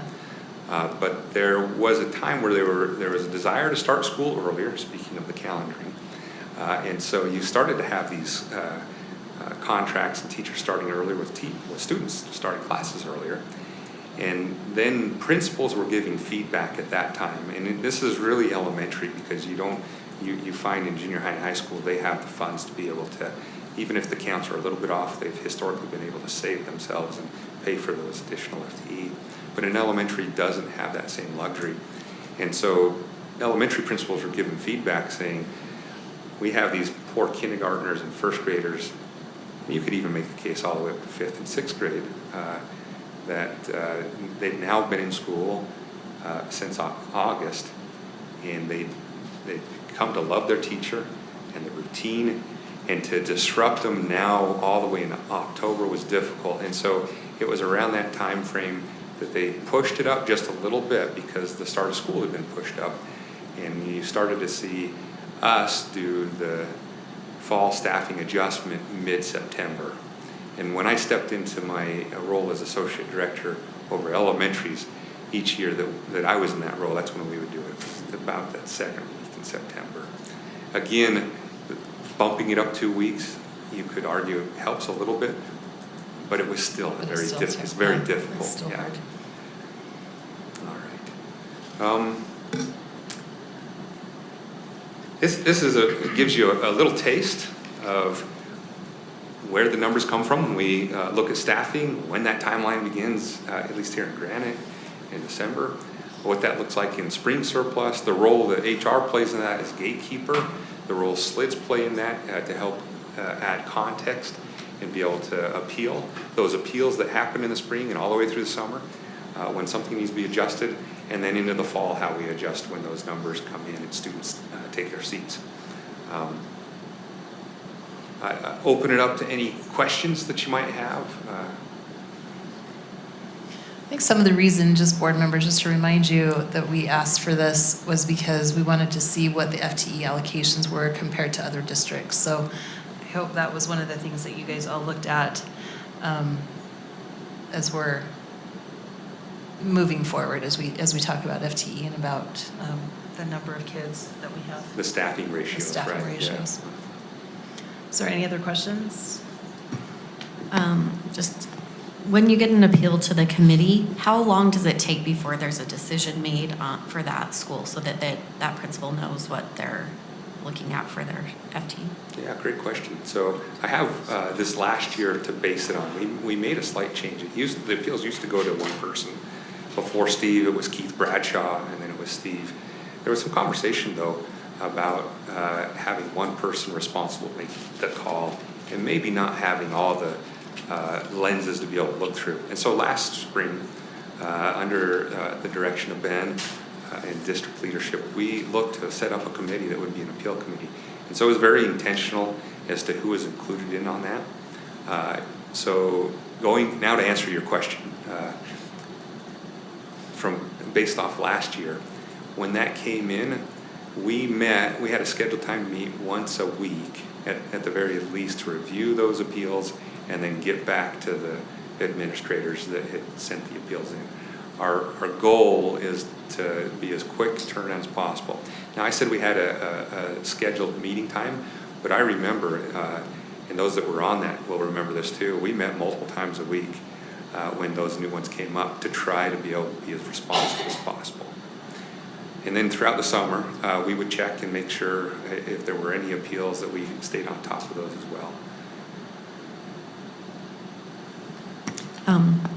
I'm just asking because I know a lot of my schools have had changes and have had to adjust, and so I just wanted to know like the turnaround time so that they could either get somebody hired or, you know, maybe moved where they needed to be moved in time for them to set up their classroom. So thank you. Yeah, no problem. I'm so thankful for that. I wanted this information so bad. I'm very thrilled to look at it. It's really interesting to be able to look at what other districts are doing and understand the trade-offs that they are making. And so that is really good data. Thank you. I'm sure this took a long time to gather, and I just think it's phenomenal. It is a very interesting question, the question of setting aside a cushion or, you know, putting that into a COLA and taking the risk a little bit. Yeah. You know, I do think that's a really great question / dilemma to think through, but I really appreciate that you've brought us some alternatives. Like, you can do it this way or you can do it this way, and you get, you know, what do you prefer? I really appreciate that. And it's interesting to see, like I said, some that have said, hey, let's thread the needle, maybe a little bit of both, a combination of the two. And is there a possibility that there's something out there that other districts haven't thought of or we haven't thought of? Absolutely, and we're always open to look at that. But at least for now, you've got what other districts are doing. And until I got the feedback, I had a hunch, but I didn't know for sure what they were doing. So this is kind of cool for us in our department as well to look at that. And it's nice, it's a little bit reassuring that we're here in Granite, we're not far off the mark of what other districts are doing. I've had both parents and students and teachers, especially it feels like last year, there were a lot of people who were affected by this in my circles. And it felt very much like traumatic. I don't know, I mean, they're all fine now, but in the moment it's like major trauma. So much so that I know one teacher who is making a study of this, their capstone project in their PhD. Wow. And I told her to share her capstone with us. She said, oh, you better believe it's coming to you. Anyway, so I think that it is a really important question for us to be asking. I wonder about two things. Do we see more variability and it's more difficult to predict in the smaller school situation? You know, I feel like I'd be stepping out of my wheelhouse and I'd be guessing because I am not over the student projections. The boundary, you're not Steve Hogan. Yeah, and he's got, I'm sure that it's a science and a little bit of an art. Yeah. And so I gave you the best I could and described as what he takes into consideration in his little black box. When I say black box, meaning that he knows what he's His looking crystal at. ball. For the record, there is no black box. Just want to be really clear about that. And Steve always tells us he does not have a crystal ball. Like, he is adamant there is no crystal ball.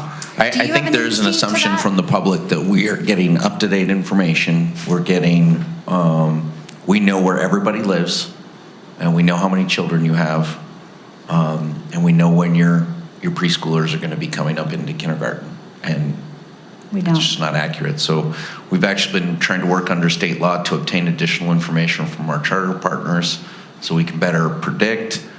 Data has been not forthcoming. There's a number of challenges, and I don't think it's just associated with small schools, although. Oh, okay, so if I'm a small school and I make an FTE projection, I'm not like at greater risk of having that be inaccurate. Correct. You don't think so? I Okay. think it's, when we're looking at the fall staffing adjustments, they were made at large schools and they were made at small schools. Okay, that's good to I think understand. it feels that way because losing one teacher at a small school could be detrimental as opposed to losing one teacher at a large school. Not a problem.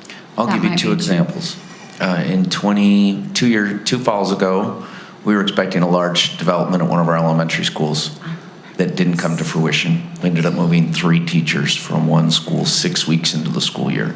And that's actually what initiated this new process, because that was severely detrimental, but we did not have funding to maintain those teachers at that school, and we needed them in other places. And then last year, we were expecting the homeless shelter to produce certain numbers based on what the state projected. We have no formula or math that could accurately predict that. The families didn't come, and we had extra staff here at Wilson Elementary, and we needed them in other locations. So we usually have something to that. In a declining enrollment area, a mature district like ours, I think the challenge is getting more severe. If I'm high growth district, then it's always easy to just add an FTE. Oh, that is real. Yes. That's the reason that this feels painful now, and I don't remember it in past, and I'm talking about like 10 years ago. Correct. Now it feels like it gets exacerbated every year, and especially this year because we saw a little more of a dip than usual. Okay, and one last question is, with open enrollment, how are we managing making sure that we don't think we're counting a kid at 2 schools because they applied to both schools? Can you just address that? Yeah, Jared Reynolds does a good job. We have a Google Doc system where we can actually track multiple applications now. So just as opposed to a few years ago, we wouldn't know until the day of. Now we can see where the applications have all been streamlined to one location so that we can actually see when a family's applied to multiple locations, and it enhances the communication process. Good job, Jared. But in that case, how do we know which school they're going to go to? We call them. When they show up. So the FTE prediction is impossible for them because Well- we're predicting in the spring, they show up in the fall, we've already allocated a teacher. Correct, but what used to happen is we'd be in a situation where a principal would apply in the spring and go, I've got all these permits. And now we're going, yeah, but they've also permitted at 3 other locations. So let's see who shows up. But why don't we say, oh, I see that you applied at Driggs. I'm sorry, it looks like you're going there, or you can unenroll there and come here. Why can't we, is there a statute against us doing that? Under state law, we are an open enrollment state, so they're required to consider the application in as many school locations. But you're not, if you want me to if you want a desk, you got to enroll. That's what I want to say. Only I knew a legislator who would clarify that process. You know what? I'm going to find you one. Okay. I'm going to get you a legislator who's going to run that bill. Right? I think you'll find that at least in the modern era, it's been difficult to pull back the reins a little bit to make it easier for predictions in terms of restricting open enrollment practices or regulating that a little bit more. We've just not found success. Okay. So there is no wiggle room in the law for us to really get a commitment from a parent so that our FTE allocations can be So do you remember more when accurate. one of our elementaries closed that had a DLI program a few years ago, and we actually went back and said, which school are you going to? We're going to prioritize you. Yeah. We had them fill out an application. Even through that process, I think our accuracy rate was only about 80%. Wow, that is just so problematic for kids. That's too bad. Okay. I was going to say, I think it's hard, because this is why we did the big kindergarten push just a couple weeks ago, right? Because it's really hard to make that prediction. Also, a lot of parents don't understand the need to have those numbers early. And I know, like, people in my neighborhood would, oh, well, I'll just go enroll her later after I get the shots so I can take the, and I'm like, no, go enroll them now so that you can bring the shots in later. You can't, but it's so hard to make that prediction when parents just don't understand and they don't know, oh, this is why we need the numbers, because this is the problem. And until we get a little bit more teeth behind it, what do we do? How can we do it? So I think that's spot on, and it's a parent's problem, but it's not their problem, right? Because ultimately they're the ones impacted by it. Yeah, not until their teachers rip from them Right. at 6 weeks in. Yeah, But they or don't they're in see a that kindergarten class with April. 36 in it, and we Yeah, don't have the resource that's to right. move that over until 2 weeks into the school year. Yeah. And it's because we didn't know those kids were going to show up. one thing that I do want to point out, just because for people who are listening or watching, if you go to those general education staffing ratios, people are going to look at that and go, well, there's more than 28 kids in my high school class. This is an average across the entire school. And so that 28.25 that we have for our 9 through 12, that is an average across all the teachers with the exception of special ed, right? Am I correct on that? So that means that there might be a class that only carries 15 kids in it, an AP class or something that's a specialty class, but the choir class might have 80, but it's all how it averages out. So, right? And at the high school, and Mitch could probably speak to this a little bit better, but you also have your prep period. At any one time, 25% at a high school, 25% of the teachers are not teaching. And so while we allocate teachers to the school on this ratio of 28.25, we then take 25% out of the teachers out in one period to create the class size. So really 27.25 on our A-B block schedule is on average 38. And that's exacerbated more because when you're on the block schedule, most of the all of the high schools have chosen to have a larger class size in order to have 2 prep periods, one each day, because it was originally allocated to have 1 prep period every other day. So that you would be teaching 7 classes and have 1 prep. But that is why I just want people to understand that, because like I say, they're going to look at that and go, there's more than 28 in my kids' class, and that is why that is happening. So did you have a comment, question? Just on that same topic, as we made the move to change our K to 2 ratio last year, the question came up about, okay, so how is that going to work?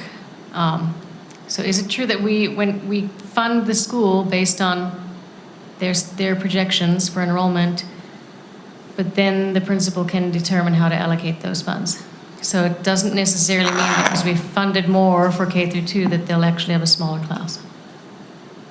So our committee worked really hard through that process once the budget was approved with this piece. And so as Patrick's mentioned, he's kind of the gatekeeper in terms of making sure the FTE gets allocated appropriately. So do you want to take 30 seconds and walk them through how the shortest version of how we worked through that after the budget was approved? So working with the SLIDs to look over those staffing ratios, and then as a committee too, when they would come our way, that was one of the first things we'd look at. What are those K-2 staffing ratios look like, and are they in alignment with what's there? And giving direction to those slids to ensure that we're meeting or trying to get as close as we can to those ratios, K2 and then 3-5. So because we'd already gone through the staffing process prior to the budget being approved, this did require some staffing plans to get adjusted. A school might have gotten an additional half FTE or a full FTE based on that formula, that new formula. And so they might have had to come back and make some adjustments to their actual plan. Thank you. I know you answered that for me before. I just wanted to make sure it's on public record too. For other people who are wondering the same thing. But to Nicole's point, that doesn't mean that every K2 class is an average of 24, right? Some of them are 26 and some of them are 22, and kindergarten might be only 18. That is going to be up to the local school and the school community council to provide feedback on what the staffing plan looks like. Ben, or maybe Todd or Patrick, whoever wants to answer, I have had a lot of people in my community say to me, you guys just need to cap the classes at 30. Can you talk about why we do not just say, oh, when you reach 30 kids, you get a new teacher? That's what they are asking for. If we were a higher growth district with a little more fluidity in our revenue, I don't know if that's the right term. I'm looking at Todd, he's probably giving a weird expression on his face now. I think there might be a little more flexibility towards something like that. But at the end of the day, it's important for people to understand under state law, when a kid moves into a school boundary, they get to come to that school, no matter what. So at 31, we don't suddenly have $100,000 in extra revenue because one new student showed up. We have $8,000 more revenue based on the WPU. And so it would require the district to come over the top and subsidize what that looks like. And if you never get back up to, if you have 31 kids and you never get up to 59, that would be a different challenge and problem, which is addressed in our current process. But there's just no way to cap class sizes under the current funding mechanism. Is that fair to say, Todd? Do you guys know if there are states that allocate money that way? I'm not familiar with that. Okay. I think there are, because I had a friend who went and taught at one. I'm hearing people say, oh, when I lived wherever, this happened. And I'm like, really? It sounds like a terribly unsustainable, budget situation to me.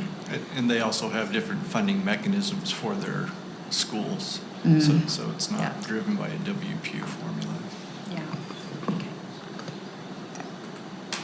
It would be nice. I don't want to sound like I'm not. For it? Yeah.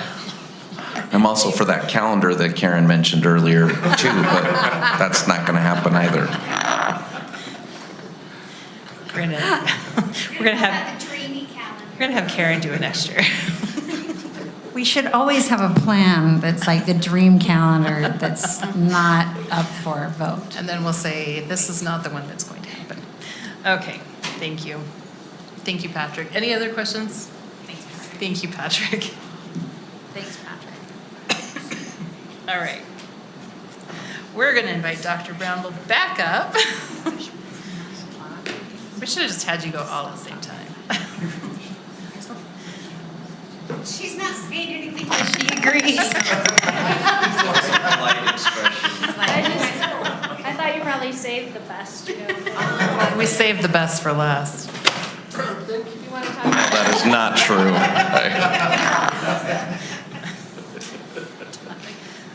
Thanks for being here. Thanks for being back. Hi again. Yeah, thanks for having me again, board and superintendency. I am going to be presenting the annual assessment report. Usually, I guess when I looked last year, it was also in February. It seems a little bit later this year because our data, as I mentioned, came in a little later. So what I'll present to you follows the state accountability indicators, which I think is nice because as you're looking at your schools too, you can take a look at these same indicators. And so I'm going to show you how we did as a district related to these indicators, and they are the following. So we have 150 points in our elementary and middle schools associated in those areas of proficiency growth level is 25%, and English learner progress. At the high school level, there's 225 points using those same categories, but then they add a portion that includes high school graduation, ACT performance, and advanced coursework. I have a link on this slide for you to look at the school report cards that is completed now and available to you through USBE. So you can see how every school did related to these areas. So we're going to start with high school. They have some unique indicators of graduation, ACT, and advanced coursework. So beginning with high school rates, here we see that the dark blue is Granite District and the lighter blue color is the state. So you can see the trend line across several years here. I think last month I reported to you that we had increased and made that goal of 1% gain in our graduation rate, so that's good news here. The state also increased. This looks like a nice trend line for us. And then we also have graduation rates by school. We pointed out, I think last month as well, that we have some schools that did really well here that we were recognizing and taking a look at some of the things that they maybe are doing to increase those graduation rates. I'm also breaking this down for you by groups. So here you can see all students in purple, and then I've plotted the economically disadvantaged, English language learners, and students with disabilities. I think here it looks like most of our groups have gone up, and I think of note here over the years that gap has decreased between those groups. We can also look at those graduation rates by race, and here, this again, we're showing all students, and then comparatively the other groups of students. And here I think I'm noting all of our groups went up in their graduation rates with the exception of one of these lines, which I believe is African American group that went down. And the table is below too, so you can see exactly which of those we're looking at. The ACT administration for student accountability, what we're looking at here is all of our 11th graders take the ACT in the spring, and the points are awarded for students who score 18 or above on the ACT.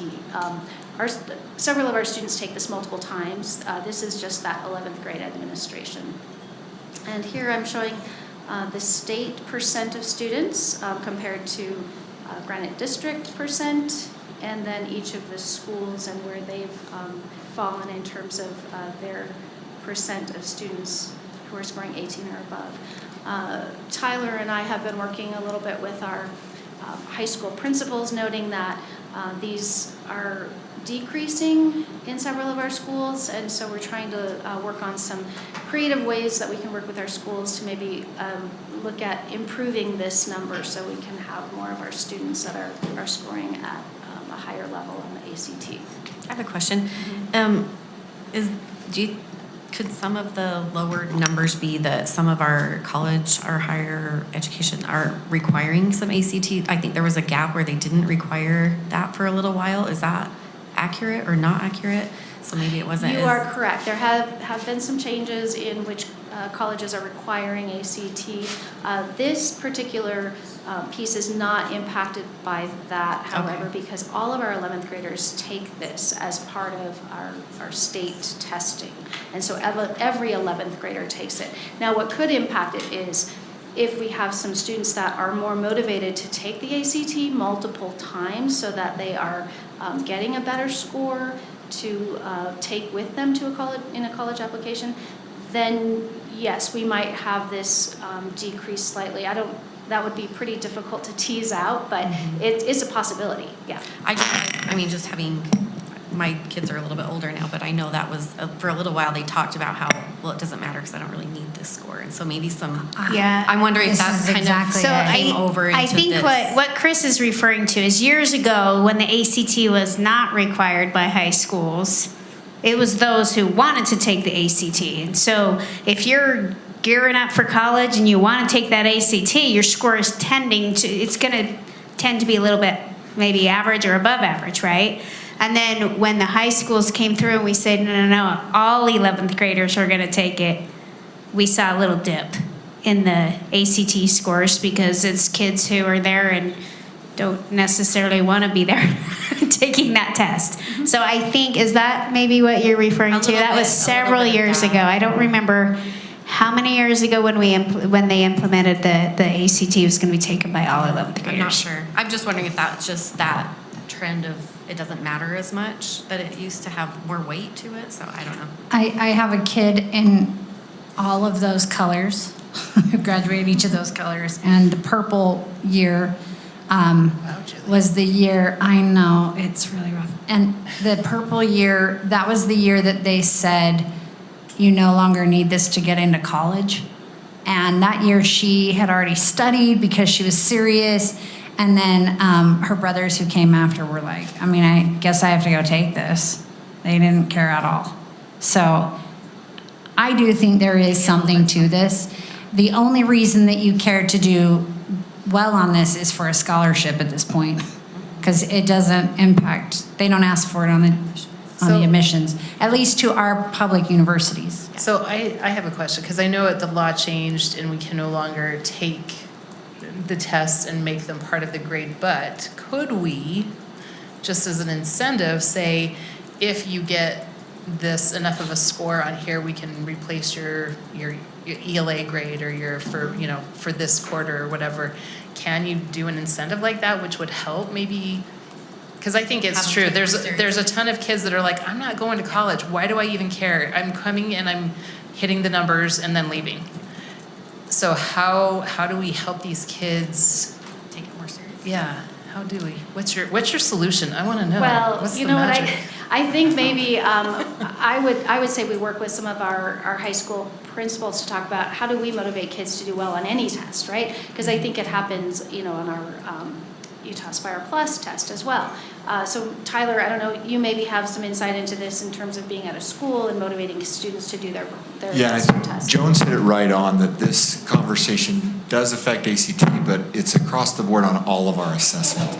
And there are certain things that just create an intentionality for kids that shift it or frame it a little bit so that they have some reason for why they care about it. And it's going to be a different reason for everybody. And schools have been pretty effective as well at trying to make it very clear where are you at and what does this data mean and what can you use this for that can be highly motivating. But our high school principal group of our PLC on that group, this has been the big conversation we've been having because we think of the 7 pieces of the state accountability system. This is an area we think we could really see some gains. One of the takeaways from one of our higher achieving schools there said, you know what, at our school, very rarely are our kids taking the ACT for their first time when the one they take during March that counts is happening. And that was eye-opening for the group to say, what could we do so that it's not the very first time they're seeing this? Because some of it is just getting familiar with test endurance and going through that whole process. So those are active discussions amongst the high school principals right now. But also, if what we're doing is getting good at giving the tests, then, I don't really care if they do well on this. Because I don't care if they're good at the ACT. What I care about is, are they literate? And if this is a reflection of are they literate, okay, then I care about this score. But if it's a reflection on how well they take the test, well, what I would add to that is, if they're blowing off the test, we don't have data to tell us anything. Exactly. If we can find their ceiling, what's the best you can possibly do, then that data means something. And that's what sometimes we lose on standardized testing is this a reflection of their ability or is this a reflection of their effort? And we just want them to maximize their effort. Yeah. So maybe have a better measuring mechanism. To me, it sounds like for anybody who may be in the legislature or the state board in the future that maybe we don't need the ACT as a measure. Because I'm not hearing like any purpose unless you want a scholarship, then you choose to take it. I'm not even following why as a state we even are pushing this so hard. I think they wanted to have a metric, and they said, well, we have a lot of kids who already take the ACT, let's just use the ACT for everybody. But is it that's, I guess, the question, But it is might- this really a good metric? it Am I might be wrong? time to And reconsider it is that. still, it's a good measure of how successful a student's going to be in college. And as we're looking at preparing kids for being successful in college and career, we do want a measure of this, I think, in terms of what's the health of our district? How are we doing to prepare kids for that? But if they see no value in it, they're not going to try, and so it becomes a useless measure. That's where I'm going. But I think that it's out of our hands. I'm just saying, if the state Yes. and higher levels could But I think reconsider and find a different metric. that is a piece that we can control a little bit more in our realm of schools and teachers and principals to work on the motivation piece and giving a good why for why it's important. So I think we do have some good control over that, or that we could exercise more control to help that why. Just wondering, because I mean, it is 11% of our score, and when you have kids who are like, Psh, I'm not going to college, why do I care? I think that's a hard thing. So, and it's hard.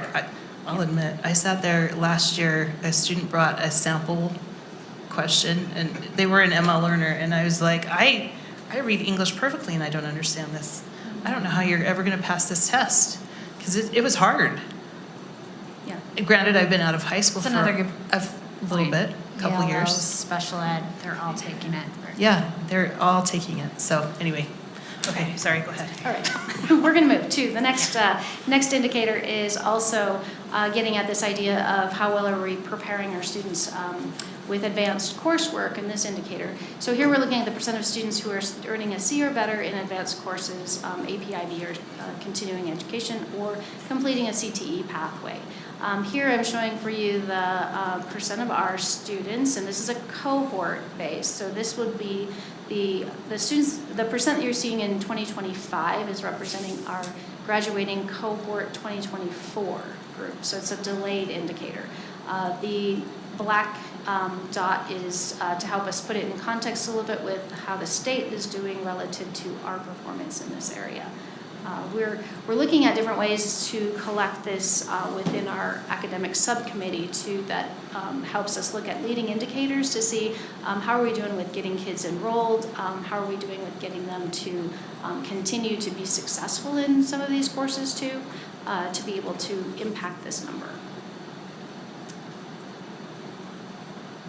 The next set we're going to tackle are the areas that are in common with both elementary, middle school, student accountability, and high school. So we'll look at RISE performance, Utah Aspire Plus performance, and the performance on WIDA Access test, which gives us the English learner progress.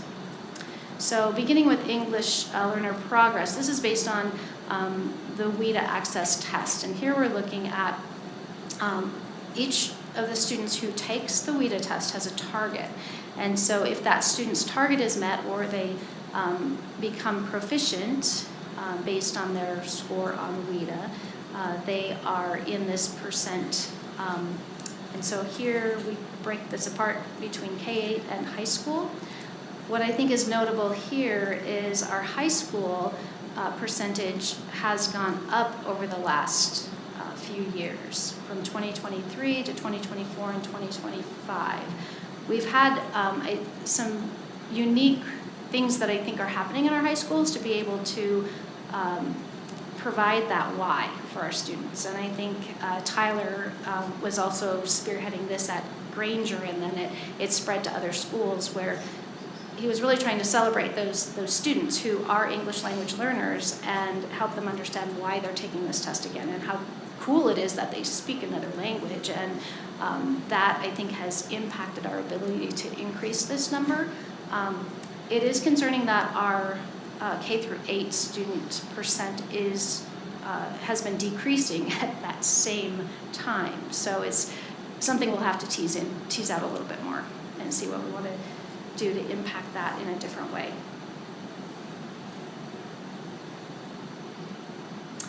Next, we'll look at the 3 subject areas that go into the proficiency area. So one of those is ELA.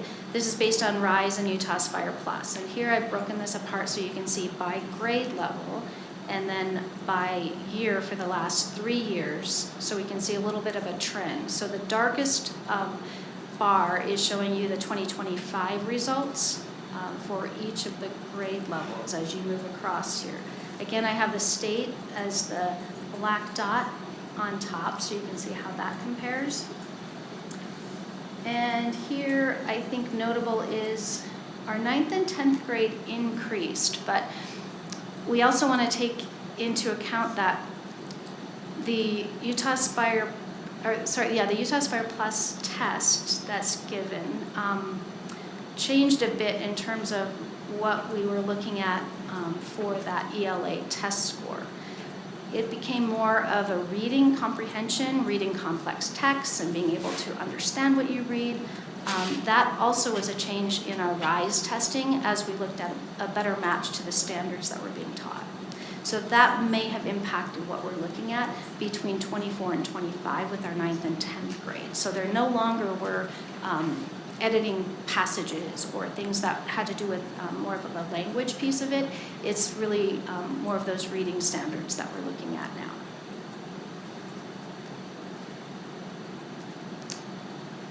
And this is our math piece, which is another portion of that proficiency. And here again, the darkest blue represents the most recent test result. Here, I think notable is that our 6th, 7th, 8th, 9th, and 10th grade are all increasing in their math proficiencies. And these are some of the questions that I think we wrestle with in our SALT committee as we look at where we see trends and patterns, and then also we look at schools that might be breaking some of those trends and patterns to see what they may be doing. Oh, I also wanted to note that on ELA, and I guess on math for that matter, this year will be the last year that our 9th and 10th graders will be taking the Utah Aspire Plus test. Beginning the following year, they will be taking the RISE test.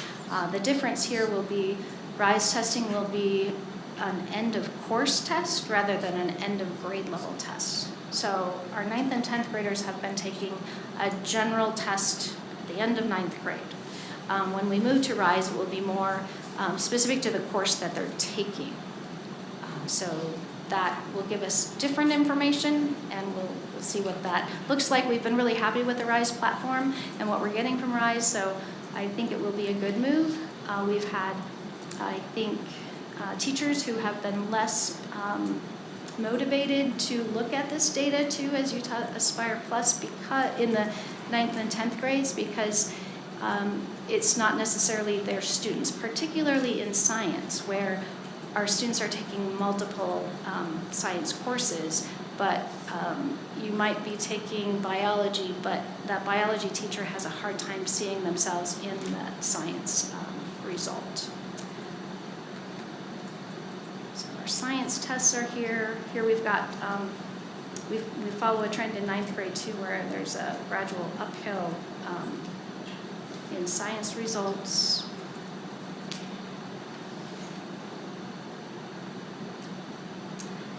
And in addition to proficiency, we also look at growth. Using RISE and Utah Aspire Plus, we compare students' performance from one year to the next. So the same student, we look at how they performed relative to other kids that were just like them. And each student is given what's called a student growth percentile. And then those are weighted to give us a percent here. The SGP, or then this growth measure is given in ELA math and science. Here I've got bands from 4 to 8, and you can look at 2024 and 2025 in terms of that growth. and also in our high schools. That lowest 25% also looks at SGP, but in a different way. Here we're looking at any of our students who are lowest 25% who have a 40 or above. That 40 threshold is what we are typically looking at to say they're making good growth. That the SGPs below that would indicate that those students aren't making the growth that we would like to see.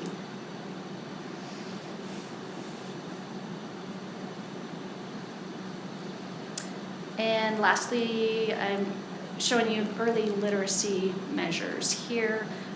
These are not included in the school accountability, but we do look at these as measures of how our early learners are doing in terms of learning how to read. We've got two metrics here that we look at. One is the percent of students that are in first through third grade that are reading at grade level.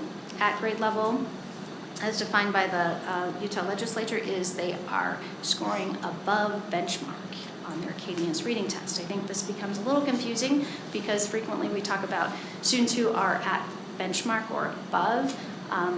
That is a lower bar than what is set to say that they are reading at grade level.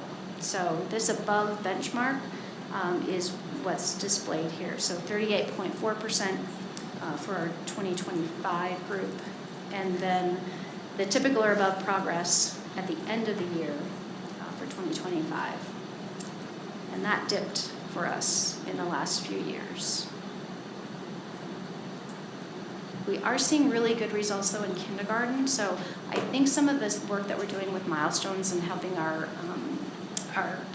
teachers use some good techniques in reading, we hopefully will see some of those results as some of our kindergartners and first graders come up through some of that great instruction in reading.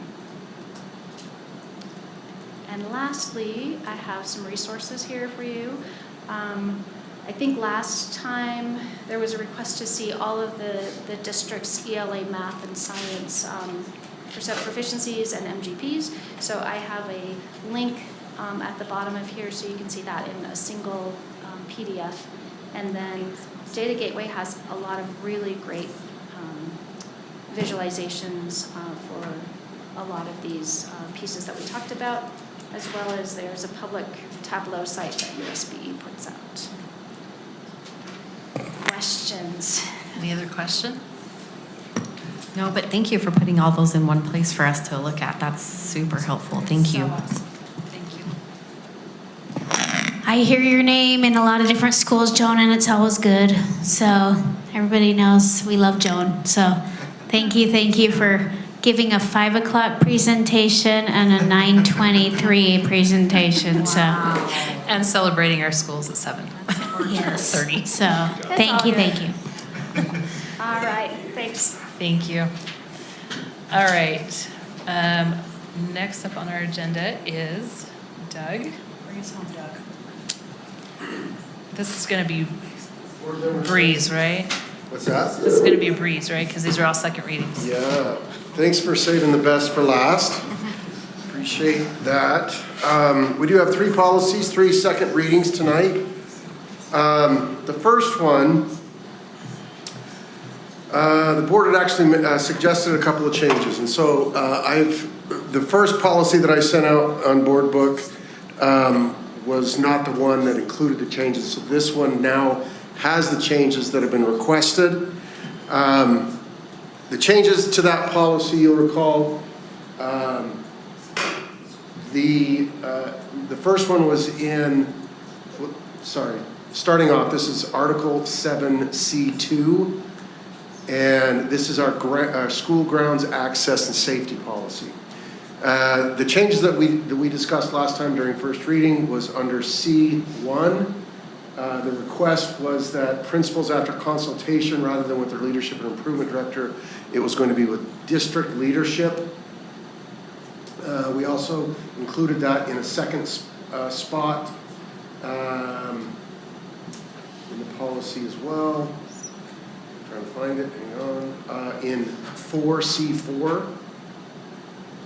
And then in G, Under the prohibited uses, we also added a couple of items regarding prohibited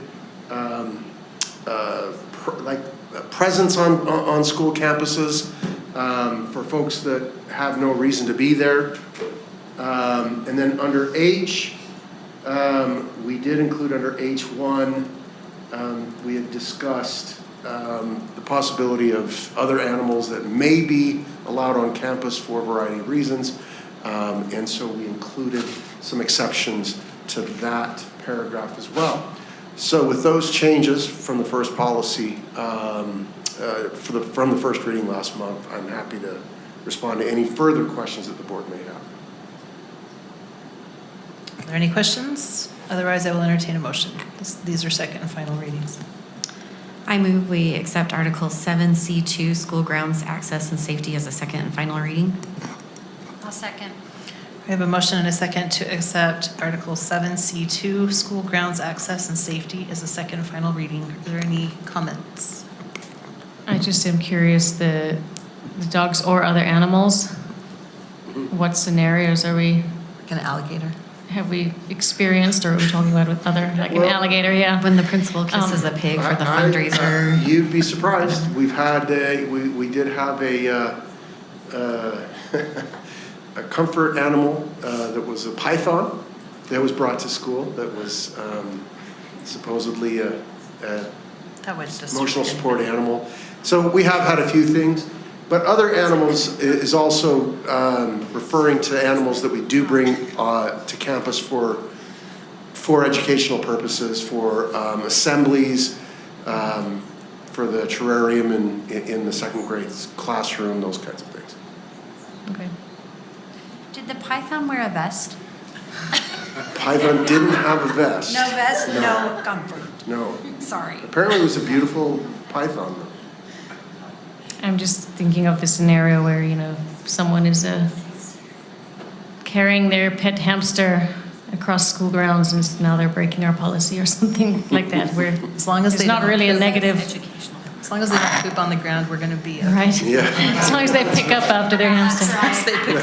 But in this language, we're saying even the hamster is not allowed on the property, right? Well, it says other Unless than it's there an for an educational purpose. Right, So if but they're bringing yeah, it it's for there for an educational purpose, but I'm just like, on a Saturday, someone's taking their little harmless pet out, but we're gonna say no pets at all. I'm just making sure I understand that. Could I speak to that just briefly? I think it's a good question. I think we're trying to give local law enforcement a tool for citing for reasonable. It would obviously have to be a violation of not just our policy, but also the local city ordinance or the county ordinance. So we're just giving teeth to law enforcement to be able to enforce off-leash dogs or dogs on school property now. If there was another animal that was causing a potential hazard, that would be up to local law enforcement to determine if there was an actual threat.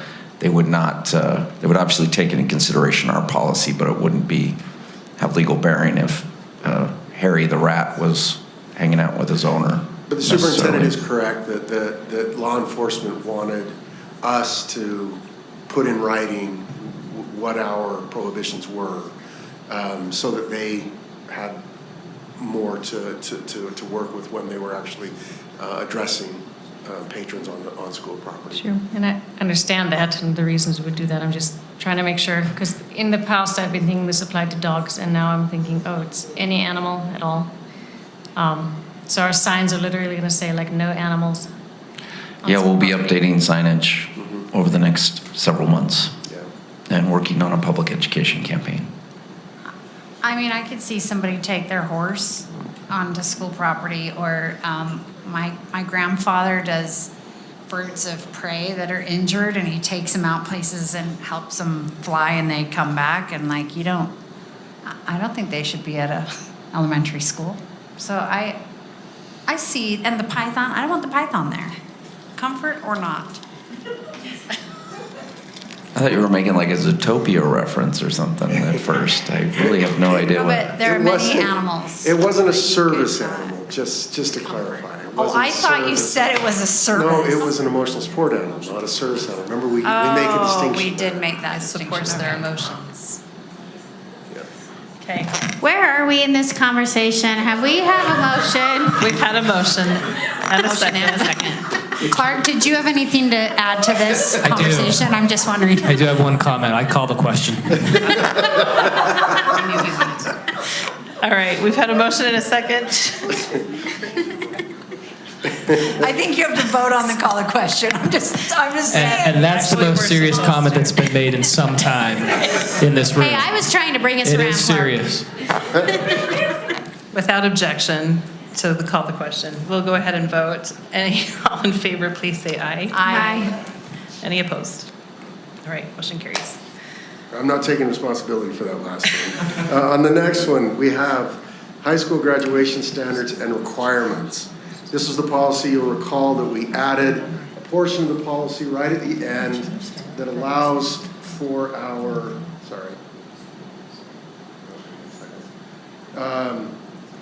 that allows for our new program, which is the transfer credit program. And that's the program where students are able to use scores from the GED exam to be able to achieve credit for the class. There was no changes that were made to this policy from the first reading, and so I present it to you for a second reading. Are there any questions? Otherwise? I move that we accept Article 10A4, high school graduation standards and requirements as a second and final reading. I'll second. All right, we have a motion and a second to approve Article 10A4, senior high school graduation standards and requirements as a second and final reading. Is there any further discussion on this? Clark, I can see it in your eyes. All those in favor, please say aye. Aye. Aye. Any opposed? Perfect. Okay, the final policy, it will take some explanation. Fiscal Policy Manual, Section 7, you recall that we are increasing the limit on purchases that can be made without bids, and that can be made with a purchase card. We're upping that amount from $499 to $999. There was one other cleanup that needed to be made in Section 7 of the Fiscal Policy Manual as well, and so we have made that cleanup. It was simply removing a reference to the payments by checks, which we don't accept anymore. We did also find that there was a similar provision in Section 16 of the Fiscal Policy Manual, and so we've also made the change to up that from $499 to $999. Those are the policies that are before you tonight, and I'm happy to take any questions on those. But before I do, I did want to mention that in Article 6C2, which is our P-card policy, we also have a similar provision that we're going to have to fix, and I will bring that to you next month. All right, any questions? So is this So this would just be first for reading? second reading on Section 7 and Section 16. And what are you bringing next month? I'll be bringing Article 6C2. Separate policy. Oh, wait, it's a this separate whole policy. separate thing. Whole Okay. separate policy. Just want to make sure I understand. Are you ready for a motion? All right. I move that we approve Fiscal Policy Manual Sections 7 and 16 as a second and final reading. Second. All right, we have a motion and a second to approve the Fiscal Policy Manual, Section 7 and Section 16 as a second and final reading. Is there any further discussion? All in favor, please say aye. Aye. Any opposed? Okay, motion I may mention just one more thing, board members, that now that we have adopted Section 7 and Section 16, and we've increased that amount, that we will be training under Article 6C2 over the next couple of months as we go through the process on the increase, so that P-cards can be used for the higher purchases. We just need to be able to make up for that in our 2 readings of our policy. But just so you know that we will be implementing the increase in the spending amount under Section 7 and Section 16. Okay? And I'm assuming that this will go out also to inform our admin ASAP so that they understand that this has been approved. We're working on some communication. It needs to go to school secretaries too, some of our bookkeepers and other folks who make purchases, so. Thank you, board. Thanks, Doug. Superintendent? Since I thought this report was going to be given an hour ago, I'll go ahead and shorten my report. I thought Clark was going to make some snarky comment. I wanted to explain why we don't have a boundary study report tonight. We typically have Steve Hogan present on what this year's studies will be. We just wanted to let the public know that there are still some outstanding legislation, HB 241, that has caused us great consternation in terms of the disposition of properties. We're still working through some of the pieces of that bill and gathering information as requested by the board. We hope to have some additional information, but at this point in time, it's not looking good in terms of we need to come together in terms of what studies look like moving into the future, and I'm not anticipating a study this year. With respect to that, I wanted to give a shout out to JD and his folks. It was great to be on the Excel bus tour. We've been re-upping our second round of site visits to our schools. We're starting again with Boost schools and secondary schools. We'll finish off with elementary schools. Yesterday we were in 3 Magna area elementary schools, and it's good to get around to visit classrooms and visit with students. So thanks to our leadership team and our SLIDs for participating in that. Todd and I have been busy up at the legislature. Wanted to give a shout out to our intern, Mary Sheets. She's doing a great job with our tractor. If you're not familiar with legislation the district is concerned about, we have already set a record this year, almost 200 bills education related. That's more than was totally published in the entirety of the session last year. So we've already hit that going into the 3rd week of the session. So yes, I am being very sarcastic right now. But we are working on a number of pieces, so if you do have questions, please let us know. We did something unique tonight I wanted to point out, and we started last year with a mid-year transfer of 2 appointments. And what that has allowed us to do is to get some of these new administrative appointments into schools sooner, and to start learning and understanding what's happening in those school environments. We've obviously had a need to do that again this year, and I would expect that we will do this a little bit more in the future, potentially with retirees, sticking a new principal in to finish out the year. If we have the ability to do so, we can see some tremendous benefits for getting those administrators into their buildings as soon as possible, so that there's no slide, and we can continue the momentum of whatever that instructional leader is working to pursue. So if you have questions about that, talk to Tyler.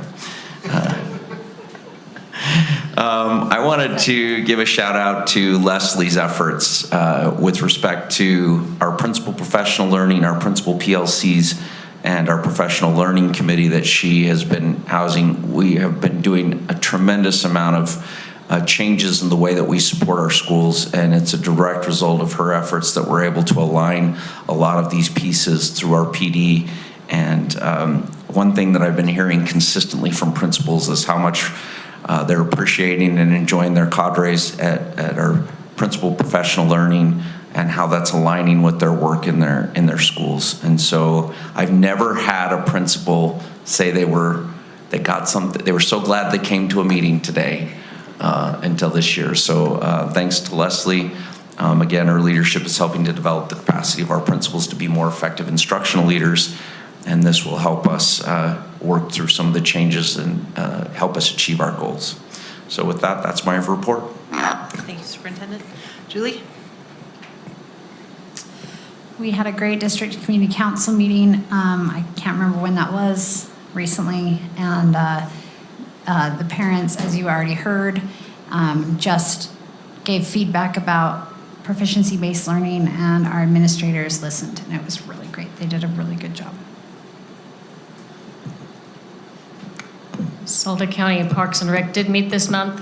It was mostly administrative and just updates, so nothing significant to share other than that they're reducing their meeting schedule this year to every other month with the option of adding as needed. So I will have fewer reports to provide in the future.